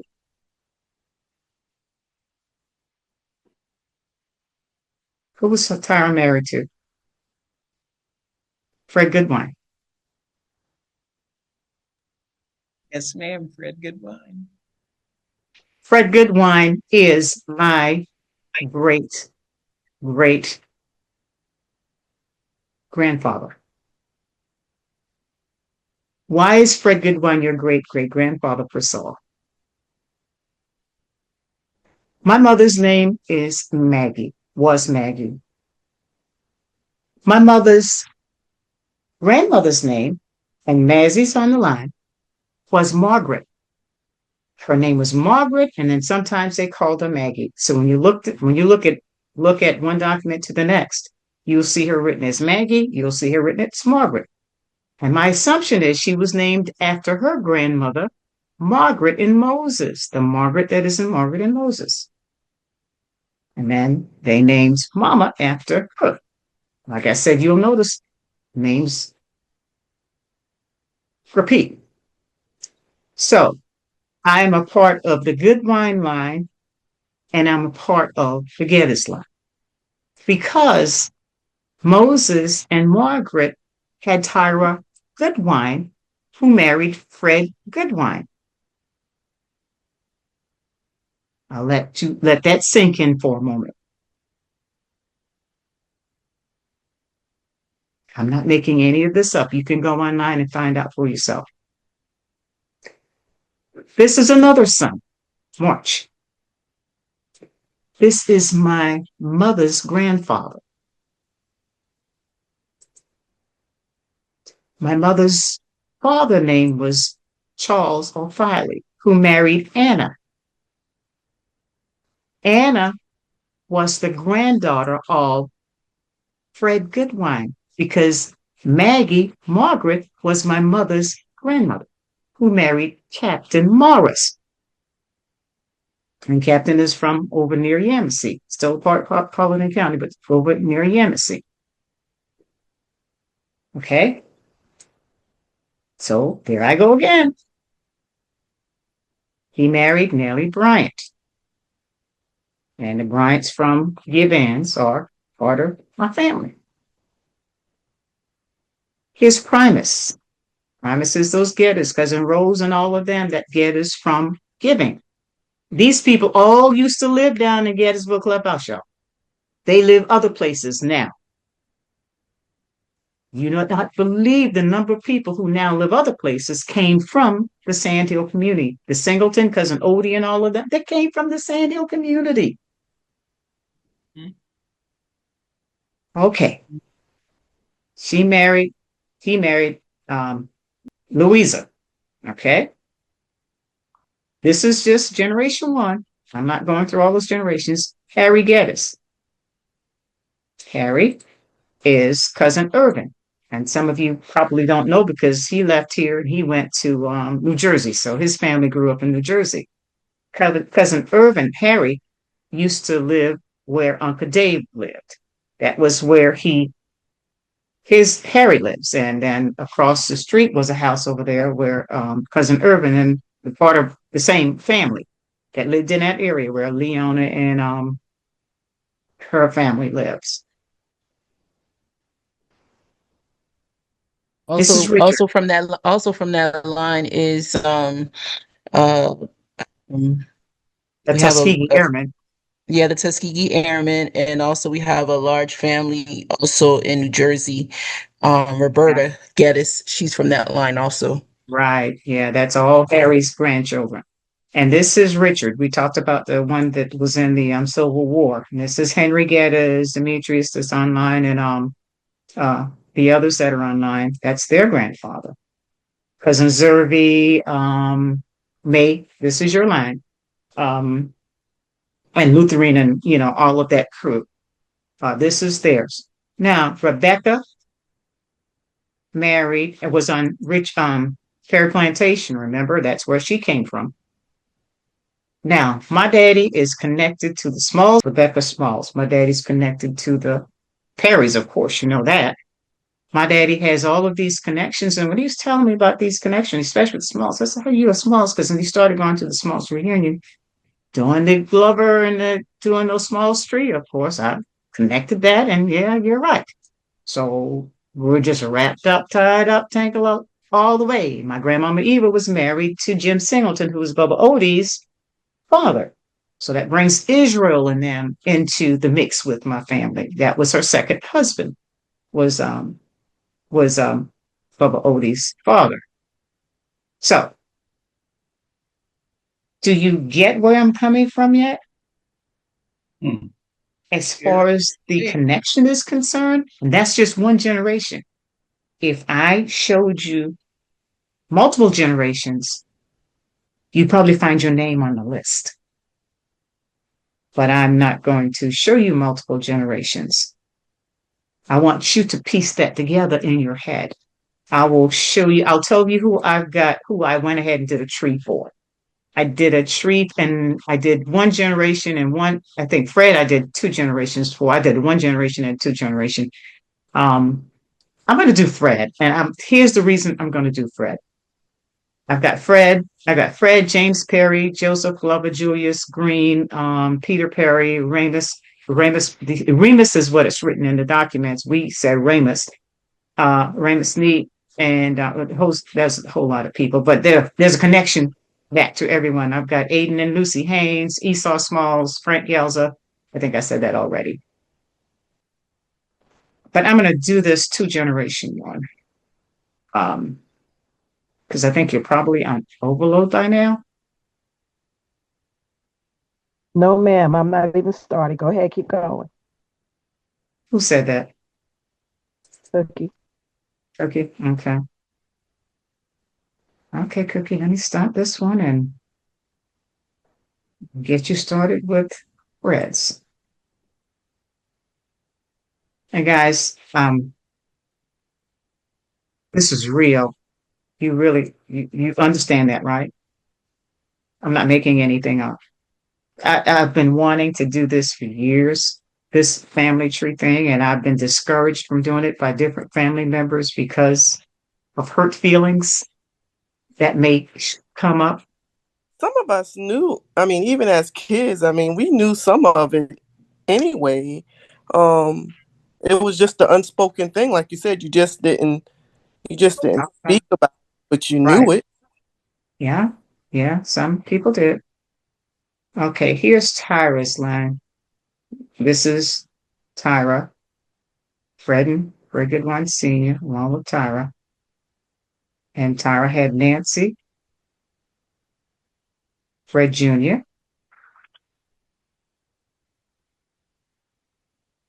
Fred Jr. was married to, this is Elizabeth's mother. I'm sorry, grandmother. And Fred Sr. had Nancy, well, my grandmother too, and Aunt Nancy and so forth. Clara, Evie, Fred Jr., and this is Elizabeth's grandfather. Cyrus, Ella, Thomas. Those names ring it. Then those names are ringing a bell. James, Maggie, Margaret. I was talking about who was my mother's grandmother. Lily, Naaman. Now Naaman. Cookie, you asked me about, am I related to somebody else? Here's the interesting piece. I've always heard about Aunt Catherine, cousin Catherine, whatever we wanted to call her, whatever she was to us, but she was family. And when I was growing up, did not know who she was, didn't know the relationship, and they would always say that land next to cousin Zerby belonged to, that's Catherine's land, cousin Catherine, Aunt Catherine's land. And I used to think to myself, she's from Clubhouse, so why does she have land next to cousin Zerby? I didn't know, I didn't ask. Children stay in a children's place until I started doing the family tree and realized Catherine is the daughter of Richard Geddes. Cookie, your great-great-grandfather. Catherine married Naaman Goodwine. Who's Naaman Goodwine? Daddy Fred brother. Fred and Tyra's child, which is, yes, Fred Jr.'s brother. So Catherine, and you know Naaman, all of the folks are called Cousin Bossy, Cousin George, and Cousin Freddie, and all of them. This is their parents. So that makes Catherine and Richard, that was Richard's daughter. So that makes Naaman and Catherine what cousin? First cousins. First cousin. They were brother and sister children, I'm sorry. Okay, so wait, so Catherine Naaman is we're cousins. We're first cousins. Because Naaman was, oh, I'm trying to scroll down. Tyra and Fred's son. Fred's son. Okay. And Catherine is Richard and Becca daughter. Richard and Tyra were brother and sister. Yeah, so first cousins.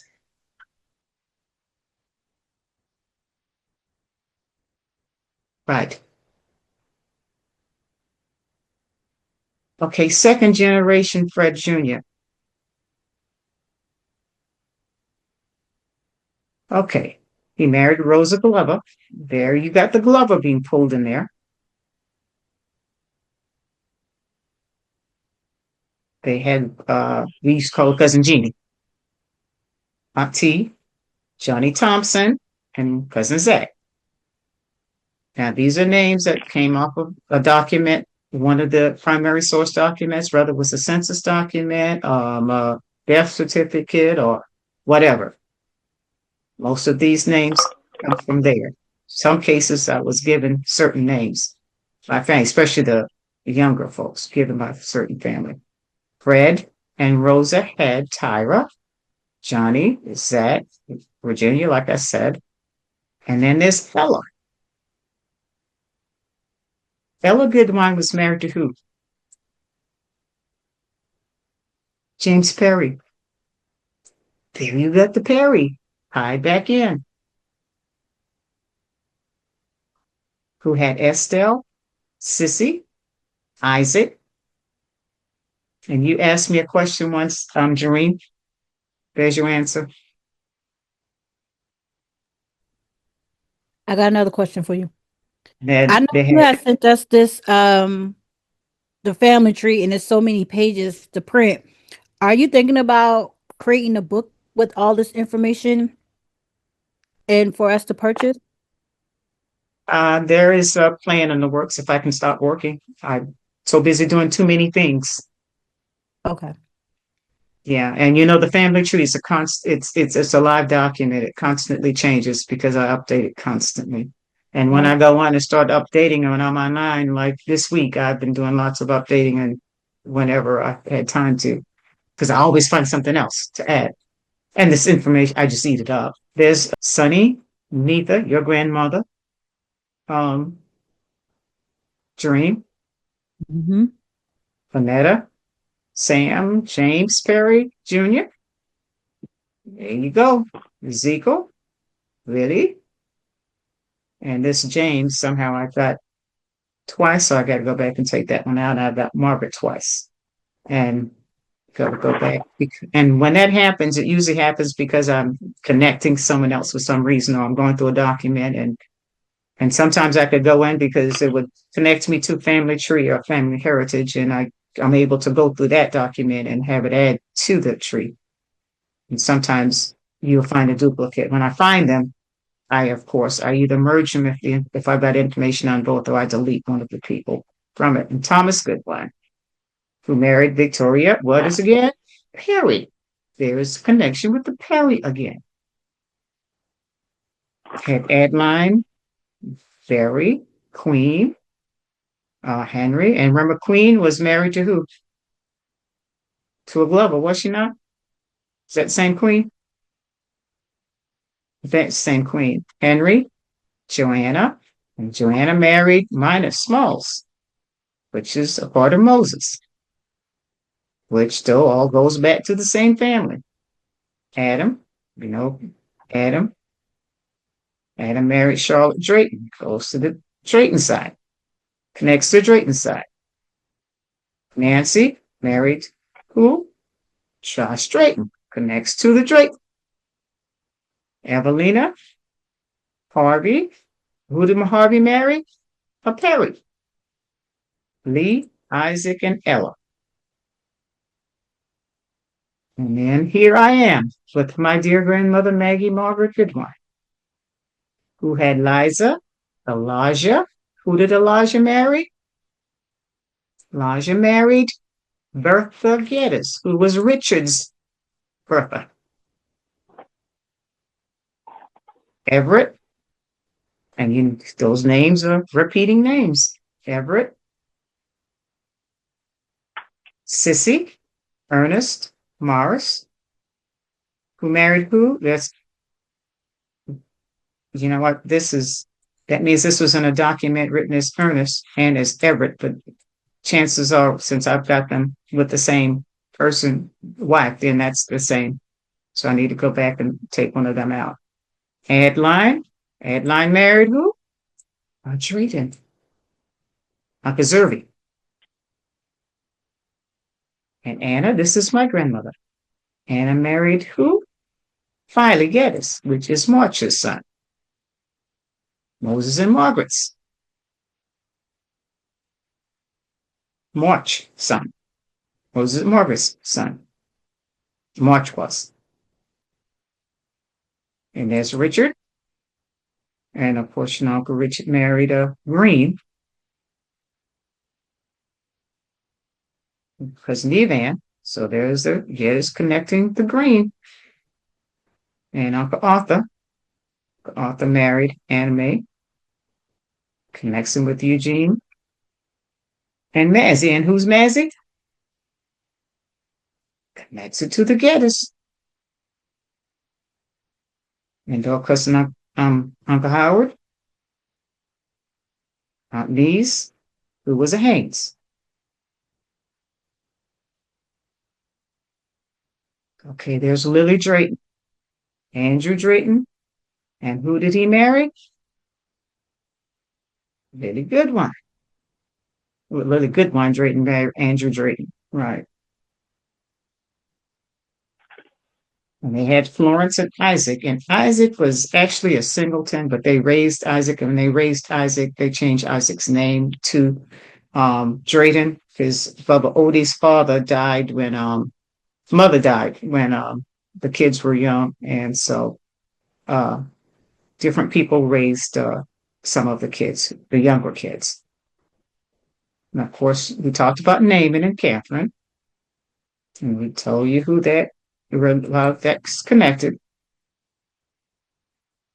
And Raymond and Catherine had recognized these names. Mally Goodwine. And who did Mally marry? And that right there is one of the ways the census document spells the Getters. So I need to go back and change it to our spelling. And then he married a Rachel, and Daddy wasn't sure who that Rachel was either when I asked him what her last name was. Then there was Norris, there was Carrie, and there was Cousin Freddie. And you know who Cousin Freddie married. And of course, he married a Middleton, so that connects the Middleton to her. And then Cousin George went to Somerville and got Sister Bertha Gibbs. She's from not Somerville, she's from right up the road, right? And I don't know this person. I've never heard that name until I got that out of the census document, Honell, who married Rachel. And I'm wondering if Honell is the same person as Mally, that one of the census document takers wrote the name down wrong, because that happens. And of course, here's Abraham, his cousin Bossy, who married, cousin Mary. Lucius, as I added this one, I think was today. Lucius, that's cousin Emmylou, married Laura Goodwine. I mean, she was Laura Goodwine. What was Laura, y'all? And there's cousin Bossy, who married Mary Glover. And Archie, who married Hamilton, Millie Hamilton, and Lawrence. The Laura was Laura Drayton Goodwine. That's what I thought it was. But anyway, that's just 2 generations. And of course, you could find yourself in that line just by looking at those names and telling how those names relate to you. So I don't care how.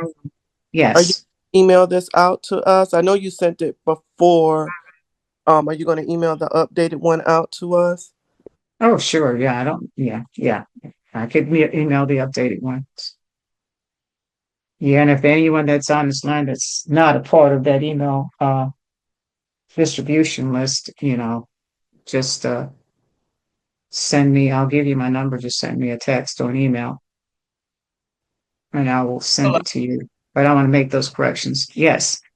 Monica says Rose. I'm not sure. Monica, what was that about, Rose? She said that she was a part of the integration of Austin. Oh yeah, Rosemary. Yes, she would have been. All of us in that group. We integrated Knightsville, and we went from Knightsville. By the time we were there at the 6th grade, then it was total integration. So when we went to Alston, it was total integration. But yeah, we were all a part of that group. All of us in this age group. Yeah. My question, Priscilla, was you're videotaping the session. I am. I'm asking you if the tape will be available for viewing at a later date. And my question to you guys is, do you want me to do that with my sharing the information that I just shared with you? Yes, please. Does anybody have any objections to that? No, someone else asked that same question. Would this information be available, especially if they weren't able to get on in the beginning, or if they're not able to get on today, can they go back and look at it? So I think it will be beneficial to have and to share. Let me edit it, take out the I'll chit chat at the beginning and anything that I need to I think there was one part when I couldn't get the thing to show up.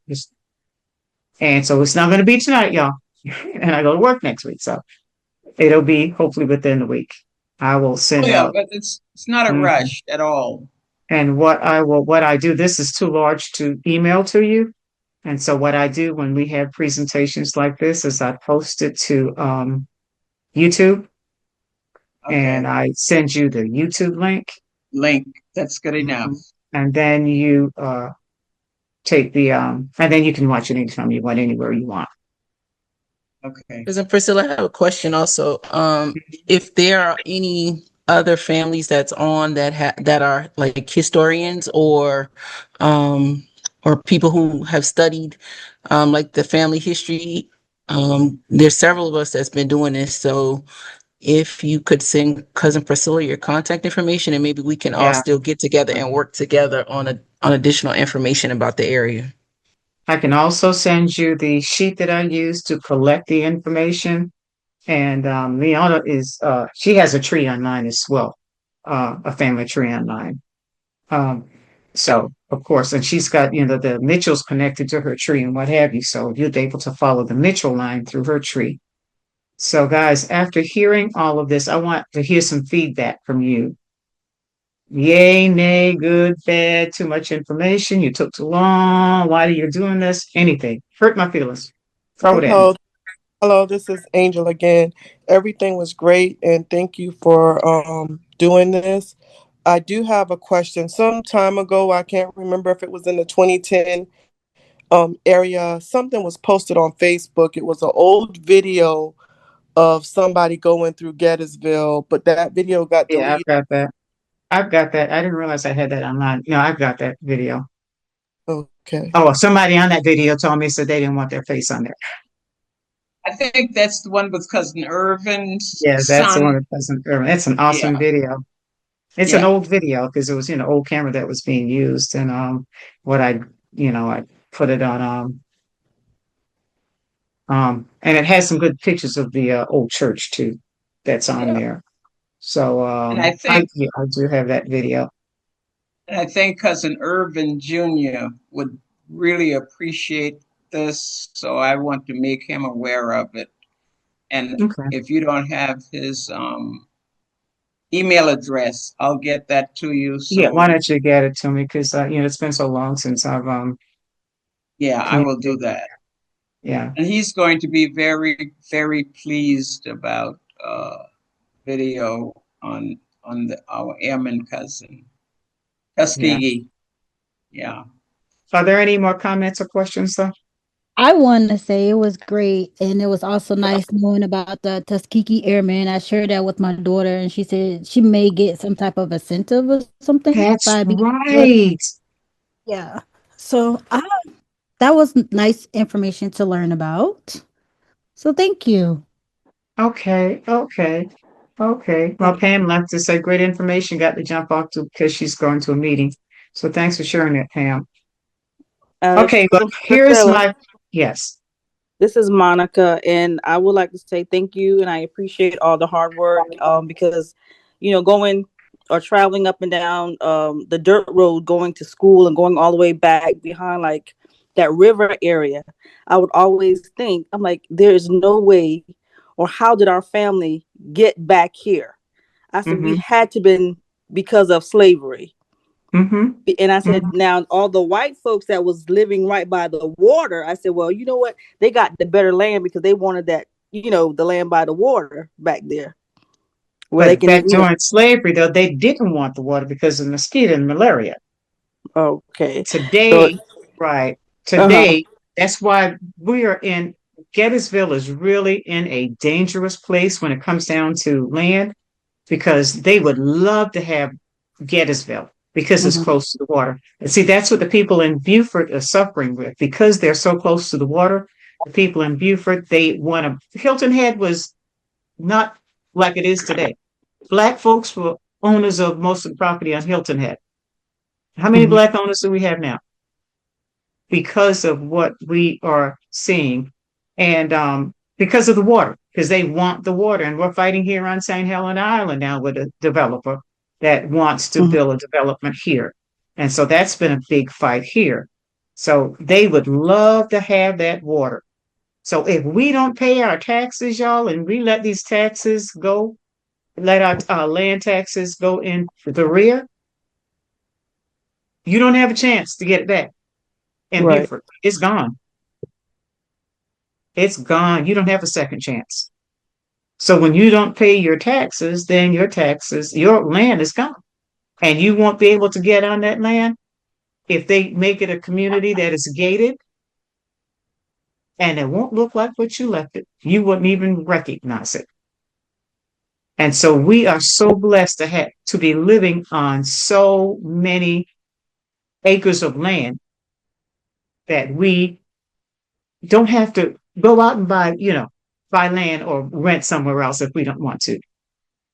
My daddy used to tell me about Shepherd Grove. This crossed my mind as you were talking. I was going to pull up and show you, but I don't have to do that. Daddy has told me that there was a Shepherd Grove church right outside on 17. And I never found any information concerning Shepherd Grove Church. And as I was going back today, searching, for the wearing information, because I'd had the wearing information on the graveyard, but of course didn't know where it was located on my computer. So I went back to look that information up.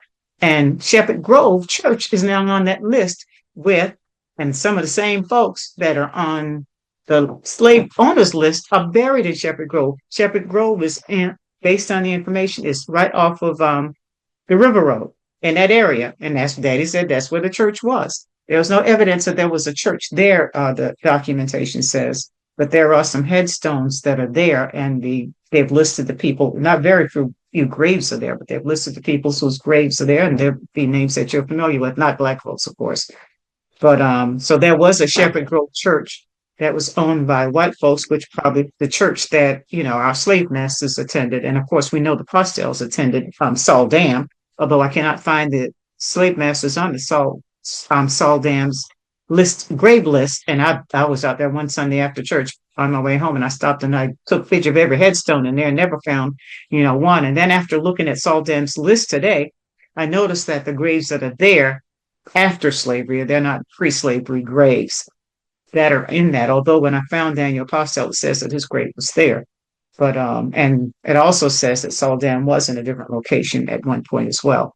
So we're buried in history in Clubhouse. Clubhouse is not just a nobody's place. People used to say when I was going to school, we were behind God's back, Clubhouse.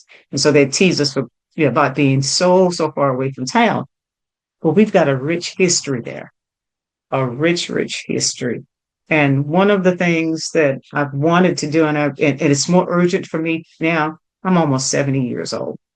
My daddy's gone and my daddy's dying took a piece out of me, because my daddy was a source of information when it came down to knowing family history. And as I was doing this, like I told some folks earlier, it was a bittersweet moment, because I appreciate and I love doing this, but I kept thinking about, but my daddy's not here to tie things together for me. And when I find the notes, because I would take notes, he'd talk and I'd take notes. And before cell phones was, then I started taking it on my phone, and I bought this little tape recorder, digital tape recorder, because, of course, now they're popular, and I would, record them on the digital tape recorder as well. And, but I used to just sit at the computer and he would talk and I'd type. And now when I go through my computer and find the notes that he gave me and how the notes that he gave me lines up with the documentation that I find when I go do research online, and I'm like, God, my dad was such a source of information. When it comes down to family history, people used to come from out of state and out of town just to talk to him, to gather information about their family. So, I was really blessed, me and my siblings, we were really blessed to have a mind like that, as a part of our family. So that piece of him I missed. So I'm thinking, well, Priscilla, if you've got this information, girlfriend, when you die, if you don't get this published and, sent out, it's going to die with you, because it's just information. It's not ordered in any orderly manner except for family tree. And and not only that, when you give people information, they're not going to read it. So having the opportunity to just talk about it, for me, is helpful because then I could verbalize and process the information as I'm talking to you. And you've got the information now, you've got a recorded documentation that you can go back and, of course, look at and talk about with your children. Because my thing is, I don't want my children to marry family because they didn't know. And it could happen because we've just got family everywhere. And we've got all these illegitimate children who don't know who their daddies are. And I'm not, that ain't in our family now, all right? But anyway, that's why I believe in folks telling children who their parents are. But and my family, I told you my mother's father is from this end of town, right outside of MSC. So that means that the family is here in Beaufort. And getting to know that family was important to me. And so, of course, he knows the part of the family that's in Beaufort. It's not a whole large family. I mean, it's not a large family, but them getting to know each other is really important to me because he could come to Beaufort thinking he doesn't have any family here or either one of them. And here he is. Oh my gosh, that's my family. But and he married a Beaufort woman and haven't done her research on her family. So who knows what's going to show up when I do that, if they ever ask me to do that. But it's real, guys. And when it happens, and we can't do anything about it. We just rest in it and say, okay, it's done. Let's move on. Let's just try not to let that happen again, especially with real close relations. But it is what it is. It is what it is. And let's not tease or laugh at anybody. I don't care if they're a part of the Goodwine Hill, Kansas, or even from Timbuktu. Don't ever do that. I was doing this at church a number of years ago. I was doing what I'm doing with you guys, but I was helping them do it with their family. And I had this one girl in particular. She refused to do it. And I know why. Because her parents are related. It happens. And it happens because we don't talk. It happens. It's not just our family, guys. There are families all over the world who intentionally marry, especially families that got money. Certain cultures, they intentionally marry because they want to keep the money in the family. So, and I mean, we all came from Adam and Eve, so somehow we're related anyway.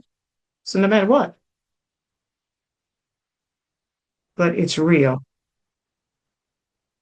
It's real. So let's not tease and laugh at anyone. Please, please don't y'all please don't let someone come X and preserve. All the information you shared about us being good and all of that. So and so went to so and so and laughed at them because, and especially if you haven't done your family history, you don't know what lies. Because doing research with family history, there are lots of good stuff, but there are a lot of stuff that you want to keep secret and don't want anybody to know. It's a chance you take when you're researching family history. It is what it is. And my husband has a Uncle Bully. He has an Uncle Bully, they call him, in Alabama. And that was always talked about among them, about Uncle Bully. This Uncle Bully child, that's Uncle Bully child, and that's Uncle Bully child. And these are all families they're talking about, the Uncle Bully children.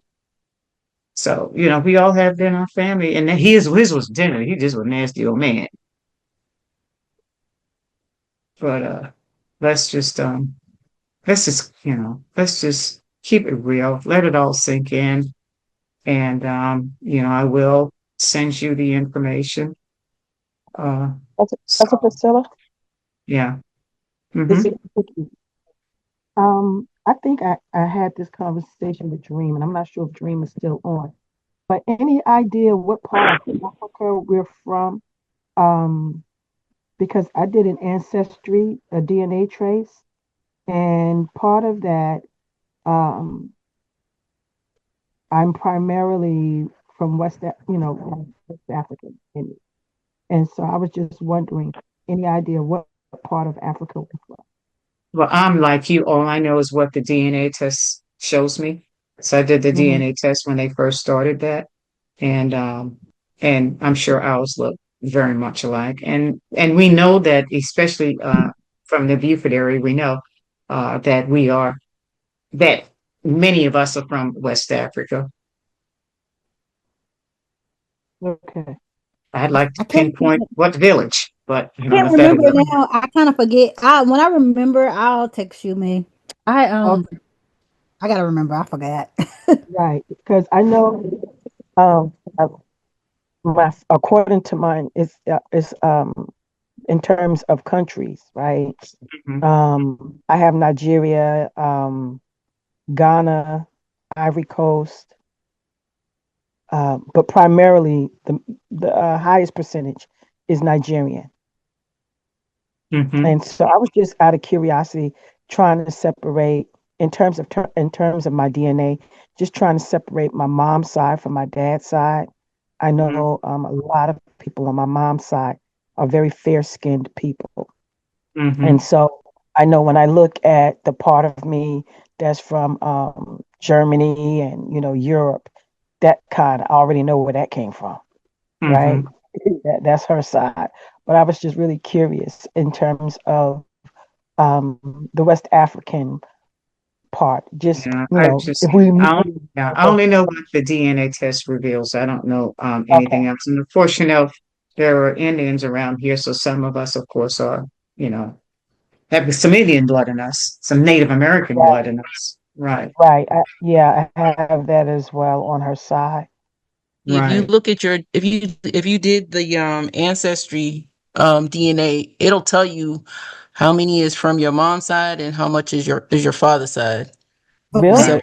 I yeah, just it'll pulled the ancestry up from when Monty sent it. It was Cameroon and yeah, it was from Cameroon. yeah, most of us though, a large part of people will be from Nigeria because that's how the African continent was set up back then. Nigeria and Benin and Togo.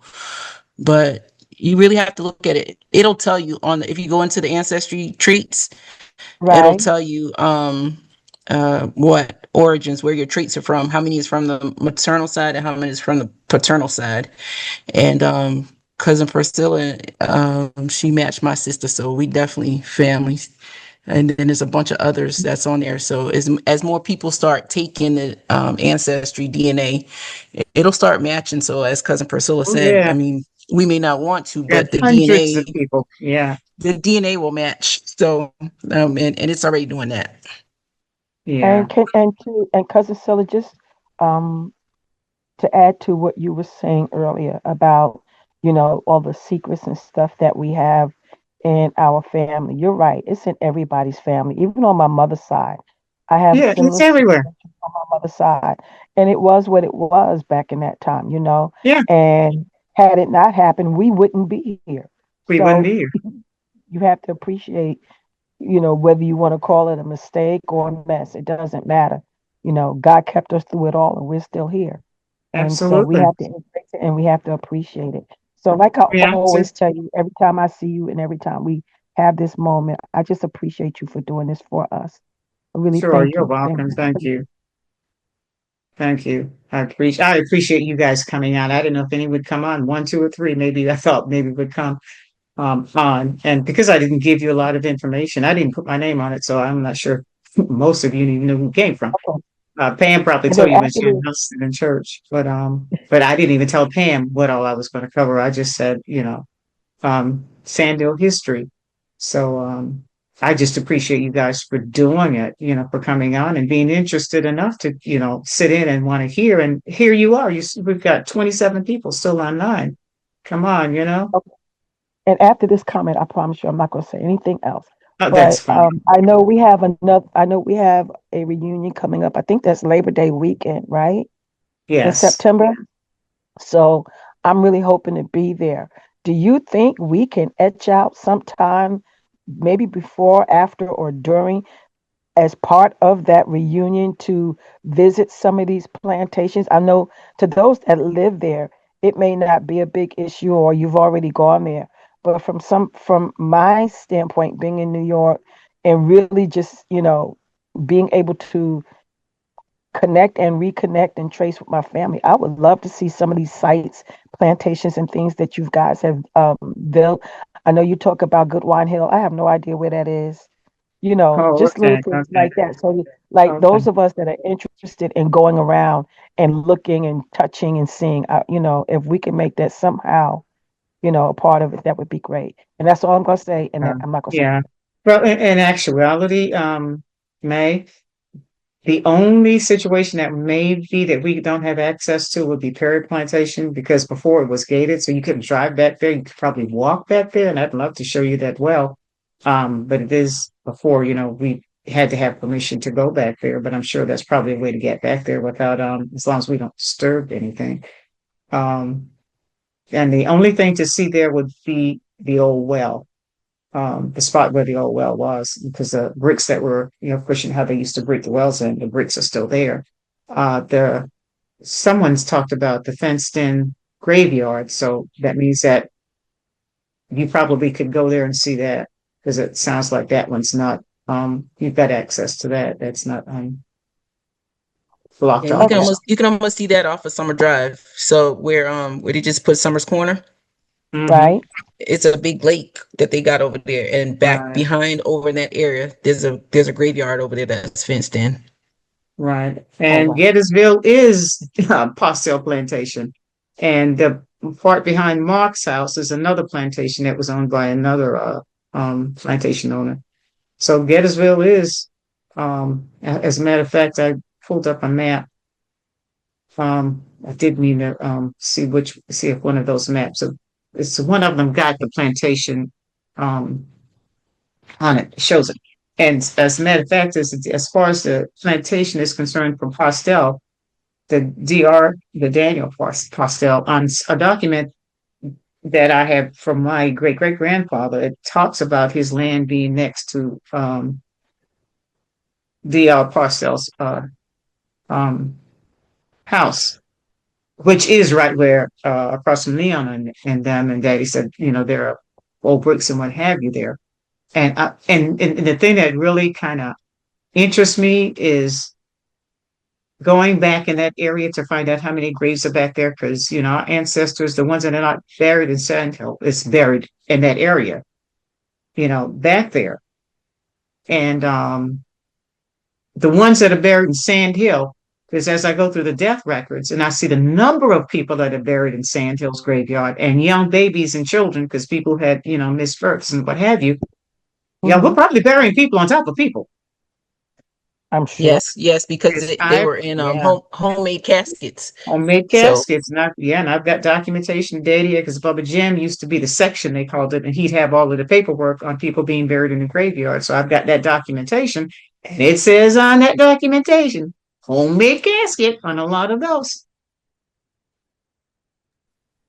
So we're Yes, and burying people on- going back to Moses and Margaret. So our eldest relatives that we know, basically, there's a good bit of the family that goes back to Moses and Margaret. So from Gettysville Clubhouse, there's a lot of us that all come from Moses and Margaret. Right. Now, I have not found, except for marriage, I have not found a direct link to the Neats. And that makes sense because we see, plantation that they're on, to the Neats nor to the Greens, a direct relationship to them only through marriage. But for Correct. Yeah. everybody Yeah, else, it's through a lot of, the Neats are through marriage. My grandmother on my dad's side, Maggie Mitchell, her half sister was Georgie Neat. She was Georgie Mitchell first, and then she married a Neat. So, right. Yeah, so that's how that brought in- that's how that right. works also. And if you saw, Daniel Mitchell was a part of the church, so that was her father, who was it was on the paperwork as the trustees for the church. Yeah. That's And Maggie Daniel, Mitchell. right. And Daniel lives just before you turn off on the Gettysville. And so that's where that Mitchell family is from. So That's how the right. Neats also. So Georgie Neat was my grandmother, Right. her half sister. Right. Which was So what's the other one you said you could not trace? I could not trace the Neats and I could not trace the Greens to link them except for marriage. Yeah, it's marriage. Same here. I don't have DNA connection to them. It's only through marriage. So it's I mean, y'all, I got a bunch of y'all blood in me. If you can see that. And, I've been waiting to do something like this for a long time because I've been wanting folks to know. When I first started doing this is when it all hit me. I used to imagine it in my head because I couldn't figure out why would we not be. And boy, when I started doing this and finding documentation, it was like, whoa. And like I said, I was told by not just one person, leave that alone, Priscilla, leave that alone. And I've left it alone now for all these years. And I've been doing this now for 40 years. I have to be honest. I don't think our generation really cares. I mean, I don't know who the people are that would have told you, to leave it alone. But I'm going to say maybe the 60 and over crowd. I don't Yeah, think that we really they're care. older people. They're older people. Right. Yeah, we don't Yeah. really care. Yeah, they're older people who said that to me. And some of them are still living, to tell you the truth. Are there any more questions? If there are no more questions, let me see. I see a new chat. Let me see what this chat is. Mission and hard work. Great job. Thank you. Okay. Thank you guys for who responded. I gave them some feedback. Thank you so much. I appreciate And it. okay. And Yeah. you said you were And going to post this particular meeting. You're going to post it on YouTube. What YouTube? I What will is the put name it of on. that YouTube page? I'm going to send you the link. And all you have to Okay. do is click on the link. And once you click on the link, it'll take you directly to the video. Just like Okay. any other Perfect. YouTube. Yeah. Okay. Yeah. Thank you. I will either post it on the Getters YouTube or I'll post it on my personal YouTube, whichever you'll have the link. And that's the important thing is that you have the link. And I will talk to that person who doesn't want her picture, doesn't like her picture in that old video of Cousin Irvin's and see if she doesn't mind me posting that too. And if she doesn't mind me posting that, I will post that as well. And that really is, and you'll see some people that you haven't seen in so many years. And it's a very old video, so of course you're gonna expect that some are gonna be younger and they around now, so they're gonna look like around now's people in the country. Cousin Sel, it's crazy. Remember that text I sent you last night? Uh-huh. I had no idea that this is what you were going to talk about today. That's when I called you. That's why I called you to tell you that and to tell you that I Right. could not find a connection. I have researched that family and I have not been able to find a direct connection. And somebody did send me something about there was a Moses that appeared in somewhere and I went looking for it and I couldn't, and I'm not sure it was that family or not, but I still could not find that information. I'm gonna have to call them and ask them to send me that information again. But yeah, to me, that's the closest link to the Geddes I've ever been able to find. And I'm making Okay. the assumption that he was probably on that plantation. And Hmm. either because he married Margaret, he ended up with Postel, or Postel bought him from the Geddes. Because the man died and he left everything to his wife. The Geddes man. Right. Yeah, and so and he didn't appear in his will, so I'm assuming that Moses was probably sold off before that took place, probably while he was living, right? Okay.